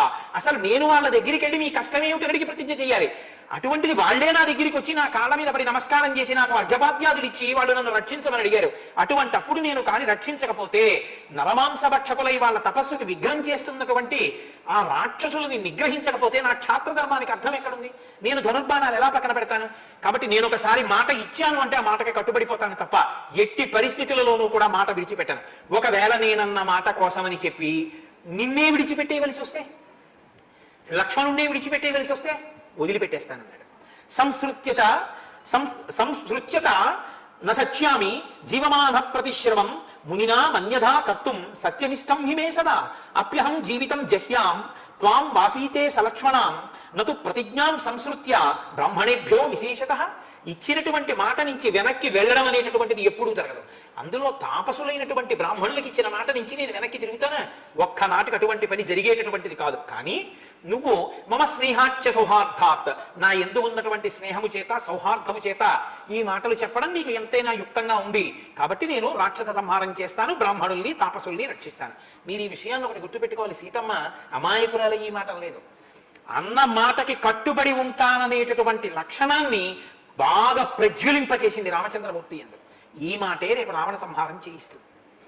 ఎందుకంటే ఒక చిన్న నిప్పులో ఉందనుకోండి, ఊది ఊది ఊది ఊది దాని మీద ఓక వేసి దూది పెట్టి చేస్తే జ్వాల రేగుతుంది. అలా రాముడన్న మాట కాకతాళీయం కాదు, బాగా గుర్తు పెట్టుకున్నవాడు తన ధర్మమునందు నిలబడేటట్టు చేసింది సీతమ్మ. అది ఆవిడ పాతివ్రత్య లక్షణం. అగ్రత ప్రయయౌ రామ సీతా మధ్యేషు మధ్యమ పృష్ఠతస్తు ధనుష్పాణి లక్ష్మణో అనుజగామః. ముందు రాముడు నడుస్తున్నాడు, మధ్యలో సీతమ్మ నడుస్తోంది, వెనక లక్ష్మణమూర్తి నడుస్తున్నారు. వాళ్ళు ఆ దండకారణ్యంలో తిరుగుతున్నారు. ఒక చోటికి వెళ్ళేటప్పటికి ఒక పెద్ద సరస్సు కనపడింది. ఆ సరస్సు లోపల వీణానాదం వినపడుతోంది, మృదంగధ్వనులు వినపడుతున్నాయి, నాట్యం చేసినటువంటి శబ్దాలు వినపడుతున్నాయి. ఆయన తనతో వచ్చినటువంటి ధర్మభృత్ అనబడేటటువంటి ఒక ఋషిని అడిగాడు, ఏమిటి సరోవరం లోపల నుంచి ఇవన్నీ వినపడుతున్నాయి ఏమిటి అని అడిగాడు. అడిగితే ఆయన అన్నాడు, తత ప్రవ్యధితా సర్వే దేవాః సాగ్ని పురోగమాః అబ్రువన్ వచనం సర్వే పరస్పర సమాగతాః. ఇక్కడ పూర్వకాలంలో మాండకర్ణి అనబడేటటువంటి ఒక ఋషి గొప్ప తపస్సు చేశాడు. ఆయన అంత తపస్సు చేస్తే అగ్నితో కలిసి కొంతమంది దేవతలకి భయం వేసింది. ఎందుకు భయం వేసింది అంటే ఈయన ఇలాగే తపస్సు చేస్తే దిక్పాలకుల పదవిలోకి ఆయన వస్తాడని. కాబట్టి ఆయన తపస్సు ఎలా పాడు చెయ్యాలి అని ఆలోచించారు. ఆలోచించి వాళ్ళందరూ కలిసి ప్రధానాప్సరస పంచ విద్యుచ్చలిత వర్చసః, మెరుపు తీగలు ఎలా ఉంటారో అటువంటి 5 అప్సరసలని పంపించారు. వారి యందు కామమోహితుడయ్యాడు ఋషి. అయి తను తన తపశ్శక్తితో యవనాన్ని తెచ్చుకుని పైకి కనపడకుండా ఈ సరోవరం లోపల ఒక గొప్ప సౌధాన్ని నిర్మించాడు తపశ్శక్తితో. ఆ 5గురితోటి ఎప్పుడూ భోగాలను అనుభవిస్తూ ఉంటాడు. ఆ శబ్దములే వినపడుతూ ఉంటాయి. ఇది మాండకర్ణి యొక్క వృత్తాంతము అని చెప్పారు. ఇది కొంచెం ఆశ్చర్యకరంగా ఉంటుంది. ఇది ఎందుకు చెప్పవలసి వచ్చిందో తెలుసా అండి? తన తపస్సుని బ్రహ్మలోకం వరకు వెళ్ళడానికి వీలుగా ఉపయోగించుకుని జితేంద్రియులైనటువంటి మహాపురుషులు కొందరు తన తపస్సుని మళ్ళీ యవనం తెచ్చుకోవడానికి ఉపయోగించుకుని వచ్చినటువంటి అప్సరసలతో భోగం అనుభవించడానికి నీటి కింద సౌధం కట్టుకుని తపస్సు పాడు చేసుకున్న వాళ్ళు కొందరు.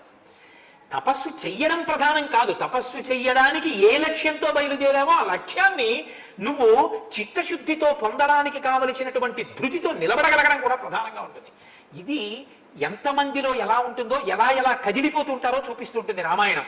కాబట్టి రామచంద్రమూర్తి ఇలా తిరుగుతున్నారట. తిరుగుతుండగా 10 సంవత్సరాలు పూర్తయిపోయినాయి అరణ్యవాసం. ఆయన మళ్ళీ సుతీక్షణుని యొక్క ఆశ్రమానికి వెళ్ళారు. అక్కడ కొంతకాలం ఉన్నారు.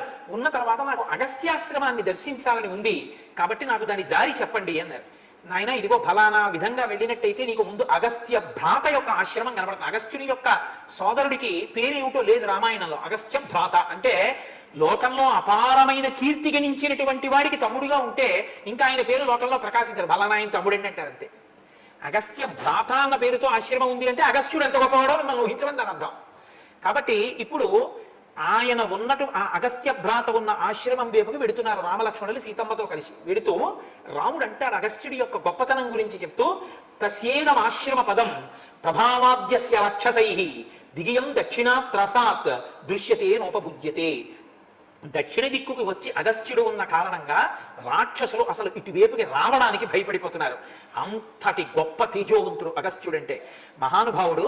ఈ అగస్త్యుడు ఎక్కడున్నాడో అక్కడే నేను మిగిలినటువంటి కాలాన్ని గడిపేద్దాం అనుకుంటున్నాను.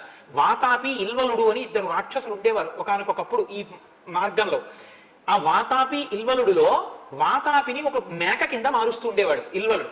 ఆ కాలంలో ఆ యుగంలో లక్షణం ఏమిటంటే పితృకార్యం చేస్తే అంటే శ్రాద్ధం పెడితే మాంసం పెట్టాలి. ఇప్పుడు కలియుగంలో లేదు అది. ఆ రామాయణంలో చెప్పారండి అని తేకూడదు. దానికి బదులు గారె మినుము. కాబట్టి అప్పుడు శ్రాద్ధం పెట్టేటప్పుడు మాంసం వాడవలసి ఉంటుంది. కాబట్టి ఇల్వలుడు ఏమనేవాడంటే బ్రాహ్మణుల్ని పిలిచి, మా నాన్నగారి పితృకార్యం ఉంది, మీరు బ్రాహ్మణుడిగా వచ్చి, మీరు బ్రాహ్మణుడు కాబట్టి వచ్చి ఆ పితృస్థానంలో మిమ్మల్ని నిమంత్రణం చేస్తున్నాం, మీరు భోజనం చేయవలసింది అనేవాడు. పాప వెరి బ్రాహ్మడు ఎవరో వచ్చేవాడు, కూర్చునేవాడు. ఈ మాంసాన్ని ఇల్వలుడు వాతాపిని గొర్రె కింద చేసి ముక్కలు కోసేసి ఉడికించేసి వంట చేసేసి పెట్టేసేవాడు. ఆయన గొర్రె మాంసం తినేసిన తర్వాత వాతాపి బయటికి రా అనేవాడు గట్టిగా. అనగానే ఆయన లోపల మళ్ళీ గొర్రె బ్రాహ్మణుణ్ణి భిత్వా అంటారు మహర్షి, పొట్ట చీల్చుకుని బయటకు వచ్చేసేవాడు. బయటకు వచ్చి పడిపోయినటువంటి బ్రాహ్మణుడిని చక్క అన్నదమ్ములు 2 తినేసేవారు. అలా కొన్ని వేల మంది ఋషుల్ని వాళ్ళు చంపి తినేశారు. అటువంటి వాళ్ళు ఉన్న ప్రాంతంలోకి ఎలా అని ఋషులు భయపడి, దేవతలు భయపడి అగస్త్యుడిని ప్రార్థన చేశారు. అగస్త్యుడు అటుగా వెడుతుంటే ఇల్వలుడు ఆహ్వానించాడు. ఆయన లోపలికి వెళ్ళి కూర్చున్నారు. కూర్చున్న తర్వాత భోజనం పెట్టాడు. భోజనం పెడితే ఆయన చక్కగా కూర్చుని భోజనం చేశారు. ఆయనకి ఏం పోయింది, చక్కగా భోజనం అంతా అయిపోయింది. అయిపోయిన తర్వాత పిలిచాడు ఇల్వలుడు, వాతాపి పైకి రా అన్నాడు. అంటే అగస్త్యుడు అన్నాడు, కుతో నిష్క్రమితుం శక్తి మయా జీర్ణస్య రాక్షస భ్రాతుస్తే మేషరూపస్య గతస్య యమసాదనం. ఇంకా వాతాపి ఎక్కడ ఉన్నాడు రా, నేను జీర్ణం చేసేసుకున్నాను, వెళ్ళిపోయాడు యమసదనానికి, ఇంకా లేడు వాతాపి అన్నాడు. అంటే ఆ ఇల్వలుడికి కోపం వచ్చింది. అగస్త్యుడి మీద పడిపోయాడు. కళ్ళొక్కసారి ఎర్రగా చూశారంతే. ఆ ఇల్వలుడు భస్వరాశి అయి కింద పడిపోయాడు. కాబట్టి ఆ వాతాపిని ఇల్వలుణ్ణి అగస్త్య మహర్షి సంహరించారు. వింధ్య పర్వతం పెరిగిపోతుంటే ఆ వింధ్య పర్వతాన్ని అంతటినీ కూడా మళ్ళీ తల ఉంచి ఉండేటట్టుగా చేసి మహానుభావుడు అగస్త్యుడు అనేటటువంటి పేరు పొందాడు. అటువంటి మహానుభావుడు ఆయన ఉన్నటువంటి ప్రదేశానికి మనం వెళ్ళి ఆయన ఆశ్రమాన్ని దర్శనం చెయ్యాలి అని అనుకున్నారు. అగస్త్య భ్రాత ఆశ్రమానికి వెళ్ళారు. అక్కడ ఉన్నారు. అక్కడి నుంచి మళ్ళీ దారి కనుక్కుని అగస్త్య మహర్షి యొక్క ఆశ్రమానికి వెడుతున్నారు. వెడుతూ ఒక మాట చెప్తాడు రాముడు, లక్ష్మణ, అగస్త్యుని యొక్క ఆశ్రమం అంటే ఎటువంటిదో తెలుసా? నాత్ర జీవేన్ మృషావాది క్రూరోవా యదివా శటః నృశంసః కామవృత్తోవా మునిరేష తథావిధి. ఇక్కడ ఉండేటటువంటి వాడు అసత్యం పలికేవాడు కాని, వంచకుడు కాని, పీడించేవాడు కాని, స్వేచ్ఛగా ఏ నియమాలు పాటించకుండా జీవించేవాడు కాని అగస్త్యుని ఆశ్రమంలో ఉండరు. ఇక్కడ ఉండేవాళ్ళు అత్ర దేవాశ్చ యక్షాశ్చ నాగాశ్చ పతకైః సహ వసంతి నియతాహార ధర్మం ఆరాధయిష్ణవ. ఇక్కడ ఉండేటటువంటి వాళ్ళు దేవతలు, యక్షులు, నాగులు, వీళ్ళందరూ కూడా అగస్త్య మహర్షి యొక్క ఆశ్రమంలో ఉంటారు. అత్ర సిద్ధా మహాత్మానో విమానై సూర్య సన్నిభై చక్త దేహ నవైద్యేహై శర్యాకా పరమర్షయ. అగస్త్యుడి ఆశ్రమంలో తపస్సు చేసి శరీరాన్ని పడగొట్టేసి దివ్యమైన విమానాలు ఎక్కి ఊర్ధ్వలోకాలకు వెళ్ళిపోతుంటారు సూర్యుడి వంటి తేజస్సుతో. అంత గొప్ప ఆశ్రమం. లక్ష్మణ, మనం ఇప్పుడు ఆ ఆశ్రమానికి వెళుతున్నాం అన్నారు. అన్న తర్వాత వాళ్ళు అగస్త్యుని ఆశ్రమం దగ్గరికి వెళ్ళారు. సీతారాములు బయట నిలబడి లక్ష్మణుడిని పంపించారు. మేము వచ్చామని చెప్పు నువ్వు అని. లక్ష్మణుడు లోపలికి వెళ్ళి రాముడు సీతాసహితుడై వచ్చాడు, అగస్త్య మహర్షిని చూడగోరుతున్నాడు కాబట్టి ప్రవేశాన్ని అపేక్షిస్తున్నాడు అని అడిగారు. అడిగితే అక్కడ ఉన్నటువంటి శిష్యుడు వెళ్ళి అగస్త్యుడికి చెప్పారు. అగస్త్యుడు అన్నాడు, దిష్ట్యా రామశ్చిరాస్యాద్య ద్రష్టుం మాం సముపాగతః మనసా కాంక్షితం హ్యస్య మయాప్యాగమనం ప్రతి. ఎప్పటి నుంచో నేను రాముడి ఆగమనాన్ని అపేక్షించి చూస్తున్నాను, ఇంకా రాముడు రాలేదేమా అని చూస్తున్నాను. రాముడు వస్తే ఇంకా బయట నిలబెట్టారా? అసలు నన్ను అడగడం ఎందుకు లోపలికి తీసుకురాలేదు? తీసుకురండి అన్నాడు. అనేసరికి సీతారాముల్ని లోపలికి ప్రవేశపెట్టి, అయ్యా రండి, అగస్త్యుల వారు మీకోసమే చూస్తున్నారు అన్నారు. లోపలికి తీసుకెడుతుంటే నాగరాజస్య చ స్థానం అనంతస్య మహాత్మనః స్థానం తథైవ గాయత్ర్య వసూనాం స్థానమేవ చ స్థానం చ పాశహస్తస్య వరుణస్య మహాత్మనః కార్తికేయస్య చ స్థానం ధర్మస్థానం చ పశ్యతి. అక్కడ కార్తికేయుడు, బ్రహ్మ, అగ్ని, విష్ణువు, మహేంద్రుడు, సూర్యుడు, సోముడు, భగుడు, కుబేరుడు, ధాత, వాయువు, నాగరాజు, అనంతుడు, గాయత్రి, ఇటువంటి దేవతలందరికీ వారి వారి స్థానములు ఉన్నాయిట. ఆ దేవతలు వచ్చి అక్కడ కూర్చుని అగస్త్య మహర్షిని ఉపాసన చేస్తారు అని పై దీక్షితులు రాశారు. అక్కడికి వచ్చి దేవతలు అగస్త్యుడిని ఉపాసన చేస్తారు. అంతటి మహానుభావుడు అగస్త్య మహర్షి అంటే. కాబట్టి ఆ స్థానాలన్నింటినీ చూస్తూ రామచంద్రమూర్తి అగస్త్యుని ఆశ్రమంలోకి వెళ్ళారు. తత శిష్యై పరివృతో మునిరప్యభి నిష్పతత్ తం దదర్శాగ్రతో రామో మునీనాం దీప్త తేజసాం. శిష్యులతో కలిసి ఆ అగస్త్య మహర్షి బయటికి వచ్చారు. వచ్చి, రామా నిన్ను చూడాలనే ఉన్నానయా అని అగ్ని తేజస్సుతో, అగ్ని శిఖ ఎలా ఉంటుందో అలా ఉన్నారట. ఏవముక్త్వా మహాబాహు అగస్త్యం సూర్యవర్చసం జగ్రాహ పరమ ప్రీత తస్య పాదౌ పరంతపః. ఆ అగస్త్య మహర్షి యొక్క పాదముల దగ్గర రాముడు సీతాలక్ష్మణ సహితుడై నమస్కారం చేశారట. అప్పుడు ఆయన అడుగుతారు అగస్త్య మహర్షి, నాయన ఇంతకాలానికి నువ్వు వచ్చావు, చాలా సంతోషం అని కూర్చోపెట్టి అర్ఘ్యపాద్యాదులు ఇచ్చి, నేను అగ్ని కార్యం పూర్తి చేసి వస్తాను అని అగ్ని కార్యం పూర్తి చేసి వచ్చి కూర్చోబెట్టి ఒక ధర్మసూక్ష్యం చెప్తారు. అగ్నిం హుత్వా ప్రదాయార్ఘ్యం అతిథీన్ ప్రతిపూజ్య చ వానప్రస్థేన ధర్మేణ సతేషా భోజనం దదౌ. మొట్టమొదటి అగ్ని కార్యాన్ని పూర్తి చేసి అతిథి పూజ చేసి అన్నం పెట్టి ఆదరించాలి.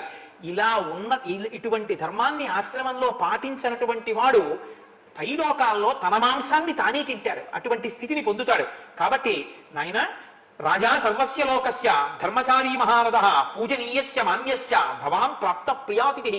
నువ్వు ప్రియమైనటువంటి అతిథివి నాకు ఇవాళ దొరికావు, కూర్చోమ్మని. ఏమముక్త్వా ఫలైర్మూల్యైః పుష్పైరన్యైశ్చ రాఘవం పూజయిత్వా యథా కామం పునరేవ తతో బ్రవీత్. ఆయన ఆ పువ్వులతోటి వాటితోటి రామచంద్రమూర్తిని అతిథి పూజ చేసి, రాముడిగా పూజ చేస్తే నరుడు ఒప్పుకోడు అగస్త్యుడి చేత పూజ అందడానికి. నువ్వు నాకు ప్రీతిపాత్రమైన అతిథివి కాబట్టి అతిథి పూజ చేస్తున్నాను అన్న పేరుతో రాముణ్ణి అర్చించి సంతోషించి ఆయనకి ఒక విచిత్రమైనటువంటి బహుమానం చేశారు. అగస్త్యుడు రామాయణంలో ఒక గొప్ప పాత్ర పోషించాడు. ఆయన అన్నాడు, ఇదం దివ్యం మహచ్చాపం హేమరత్న విభూషితం వైష్ణవం పురుషవ్యాఘ్ర నిర్మితం విశ్వకర్మణ అమోఘ సూర్య సంకాచో బ్రహ్మదత్త శిరోత్తమ దత్తోమ మహేంద్రేణ తునీచక్షయ సాయకో. నాయన బ్రహ్మగారు ఇచ్చినటువంటి బాణం, శ్రీ మహావిష్ణువు యొక్క చాపం అంటే ధనస్సు, పూర్ణముగా బాణములతో కూడి ఉండేటటువంటి అక్షయ బాణ తూణీరములు, ఇంద్రుడిచ్చినటువంటి ఖడ్గం, ఇవి నీకు ఇస్తున్నాను రామా, తీసుకో అని ఇచ్చారు. అంటే రాముడి అవతార ప్రయోజనం నెరవేరడానికి కావలసినటువంటి సంభారములను అగస్త్యుడు సమకూర్చాడు. సమకూరిస్తే ఆ రోజు విశ్రాంతి తీసుకున్న తర్వాత ఆయన అన్నారు, ఇక్కడ మాట్లాడే మాటలండి అగస్త్యుడు రామాయణంలో ఇక్కడ మాట్లాడిన మాటలు అత్యద్భుతం అన్నమాట. నిజంగా ఇవే రామాయణాన్ని ఒక మలుపు తిప్పేసాయి. ఆయన ఎంత శక్తివంతుడో చూపిస్తాయి. అర్ధశ్రమేణ వాం ఖేదో బాధతే ప్రచురశ్రమ వ్యక్తముత్కంఠతే చాపి మైథిలీ జనకాత్మజ. మీరు బాగా బడలిపోయినట్టు కనిపిస్తున్నారు, సీతమ్మ మరీ బడలిపోయినట్టు కనిపిస్తోంది. ఇక ప్రయాణాలు వద్దులేండి, ఇక తిరగద్దు, ఒక్క చోటు వద్దురుగానన్నాడు. ఏమిటో తెలుసా దాని అర్థం? ఇక సీతాపహరణం జరుగుతుంది, సీతమ్మ ఒక్క చోటే ఉంటుంది. అంటే అవతార ప్రయోజనం నెరవేరాలి. చాలా కాలం అయిపోయింది రామ, 14 ఏళ్లలో ఇంకెక్కువ కాలం మిగలలేదు అంటాడు. అంటే ఇక రావణ సంహారం అయిపోవాలి, 14 ఏళ్ళు పూర్తయి నువ్వు వెనక్కి వెళ్ళిపోతే వనానికి రావు, వనానికి రాకపోతే రావణ సంహారం అవ్వదు. చాలా సమయం అయిపోయింది. ఏషాహి సుకుమారీచ దుఃఖశ్చైన విమానిత ప్రాజ్యదోషం మనం ప్రాప్త భర్తృ స్నేహ ప్రచోదిత. ఇంత క్లిష్టమైన వనంలోకి ఈ సీతమ్మ నీకోసం నీతో అనుగమించి వచ్చిందే, ఈవిడ్ని అభినందించాలి సుమా. ఇన్ని కష్టాలు ఉన్నాయని తెలిసి కూడా నీకోసం వచ్చింది అంటే ఈ పతివ్రతాధర్మమే, సీతమ్మ యొక్క ఈ పాతివ్రత్యమే రావణుణ్ణి చంపబోతోంది సుమా. అందుకొచ్చింది ఈవిడ, నాకు తెలుసు. ఇది లోపలి మాట. పైకి ఒక మాట. యథైషారమతే రామ ఇహ సీత తథాకురు దుష్కరం కృతవత్యేష వనే త్వాం అనుగచ్చతి. రామ, ఇక ముందు ఈవిడ ఏం చెప్తుందో అది నువ్వు చెయ్యాలి సుమా. నిన్ను అనుగమించి వచ్చింది. బంగారు జింకంతే అంటుంది, తీసుకురా. లోపలి మాట అది. అలా నువ్వు వెడితేనే ఈవిడ్ని రావణుడు అపహరిస్తాడు. కాబట్టి బంగారు జింక ఏమిటి సీత, నువ్వు అడగడం ఏంటి, నేను వెళ్ళడం ఏమిటి అనద్దు. ఆవిడ ఏమడిగితే చెయ్యి. యథైషా రమతే రామ ఇహ సీత తథాకురు. ఆవిడ ఏం చెప్తే నువ్వు వచ్చి భర్తకు అలా చెప్తారంటే, ఆవిడ అడిగిన దాంట్లో ధర్మాన్ని నువ్వు చూడాలి రామా అనాలి. ఆయన ఏమంటున్నాడో తెలుసా, నిన్ను అనుగమించి వచ్చిందయా, ఆవిడ ఏమడిగితే నువ్వు చేసి సుఖపెట్టు. పైకి భార్యను సుఖపెట్టమన్నట్టుంది. ఇక తిరగద్దులేండి, ఒక చోట ఉందిరు గాని. సీతమ్మ బాగా బడలిపోయావమ్మా, ఖేదం పొందావు తిరిగి తిరిగి, ఇక తిరగద్దు, ఒక చోట ఉందు కానివి అంటే సీతాపహరణం జరిగి శిశుపావృక్షం కింద ఉంటావు. సీతమ్మ ఏం చెప్తే చెయ్యిరామా సుఖపెట్టు, పైకి భార్యని సుఖపెట్టమని. లోపల అడుగుతుంది ఎదర బంగారు జింకని. బంగారు జింక కోసం వెడితే ఇబ్బంది వస్తుందేమో, రాక్షసుడని చెప్పాడు లక్ష్మణమూర్తి. అయినా వెళ్ళాడు రాముడు. అగస్త్యుడు రాబోయే సన్నివేశాన్ని దృష్టిలో పెట్టుకుని మాట్లాడుతున్నాడు. సమయం అయిపోతోంది, రావణవధ అయిపోవాలి, అందుకోసం పైకి ఒకలా లోపల ఒకలా మాట్లాడుతున్నాడు తపస్సుతో చూసి. అలంకృతోయం దేశశ్చ యత్ర సౌమిత్రిణా సహ వైదేహ్యా చానయా రామ వత్సంసి త్వమరిందమా. ఓ రామ, నువ్వు లక్ష్మణుడు సీతమ్మ ఎక్కడుంటే ఆ ప్రదేశం శోభిస్తుంది. ఇక్కడ ఉండాలంటే నువ్వు ఇక్కడ ఉండొచ్చు అన్నాడు ముందు. అని రాముడు అన్నాడు, మమ్మల్ని ఎక్కడ ఉంటామంటారో మిగిలిన కాలాన్ని నిర్దేశించండి అన్నాడు. అంటే జాత్వా ముహూర్తం ధర్మాత్మ ధీరో ధీరతరం వచ. కాసేపుట వెంటనే చెప్పలేదు ఎక్కడ ఉండాలి, ఇక్కడ ఉండమన్నాడుగా. అన్నవాడు ఇక్కడ ఉండిపోవచ్చుగా అనలేదుట. కళ్ళు మూసుకొని బాగా ధ్యానం చేశాడు. ధీరో ధీరతరం వచ, బాగా తెలివైన మాట చెప్పాడు అగస్త్యుడు. అంటే ఇప్పుడు బాగా ఆలోచించాడు. దేని గురించి ఆలోచించాడు? సమయం అయిపోతోంది, 14 ఏళ్ళు. ఇంకా మిగిలినటువంటి కాలం మహా అయితే 1 సంవత్సరం మిగిలింది. 13 ఏళ్ళు పూర్తయిపోతున్నాయి. వెళ్ళిపోతాడు రాముడు. వెళ్ళిపోయాడో ఇక వనానికి రాడో రాక్షస సంహారం జరగదు. కాబట్టి ఇప్పుడు ఎక్కడ ఉంటే సీతాపహరణం జరుగుతుందో, ఎక్కడ ఉంటే రామావతార ప్రయోజనం పూర్తవుతుందో ఆ ప్రదేశం చెప్పాలి. అందుకని అన్నాడు, కాలోజం గత భూయిష్టో హెక్కాలస్తవనాఘవ సమయోయో నరేంద్రేణ కృతో దశరథేనతే. దశరథుడు నిన్ను 14 ఏళ్ళు కదా అరణ్యవాసం చేయమన్నాడు. అబ్బో చాలా కాలం అయిపోయింది, ఇంక నువ్వు వెళ్ళిపోతావు. పైకొకటి లోపలొకటి. తీర్ణ ప్రతిజ్ఞ కాకుత్స సుఖం రాజ్యే నివత్స్యసి ధన్యస్తే జనకో రామ సరాజా రఘునందన యస్త్వయా జ్యేష్ఠపుత్రేణ యయాతి రివతారిత. నువ్వు యయాతి యొక్క జ్యేష్ఠపుత్రుడు యయాతిని తరింపజేసినట్టు దశరథుడిని తరింపజేయడానికి పుట్టినవాడివయా. 14 సంవత్సరాలు తండ్రిని సత్యమునందు నిలబెట్టడం కోసం అరణ్యవాసానికి వచ్చావు. విదితోకేశ వృత్తాంతో మమ సర్వస్తమానగా తపసశ్చ ప్రభావేన స్నేహాత్ దశరథస్య చ. నేను నా తపశ్శక్తితో దశరథుని యందున్న స్నేహంతో నువ్వు నీ మనసులో ఏం కోరుకుంటున్నావో దాన్ని నేను అర్థం చేసుకున్నానయ్యా రామా అన్నాడు. ఎంత పెద్ద మాటో చూడండి. దశరథుని యందు స్నేహంతో రాముడి యొక్క మనసులో ఉన్న విషయాన్ని తపస్సుతో ఆ శక్తితో నేను పట్టుకున్నానన్నాడు. ఏమంటే రావణుణ్ణి చంపుదామని రాముడు అనుకుంటున్నాడు అని మీరు అన్నారు అనుకోండి. ఇప్పటిదాకా అసలు రాముడు కలుసుకోలేదుగా. రావణుడి జోలికి రాముడు వెళ్దామని అనుకుని వస్తే అప్పుడు నరుడిగా కాదు విష్ణువుగా తిరుగుతున్నట్టు. అప్పుడు మరి నరుడు కాదుగా.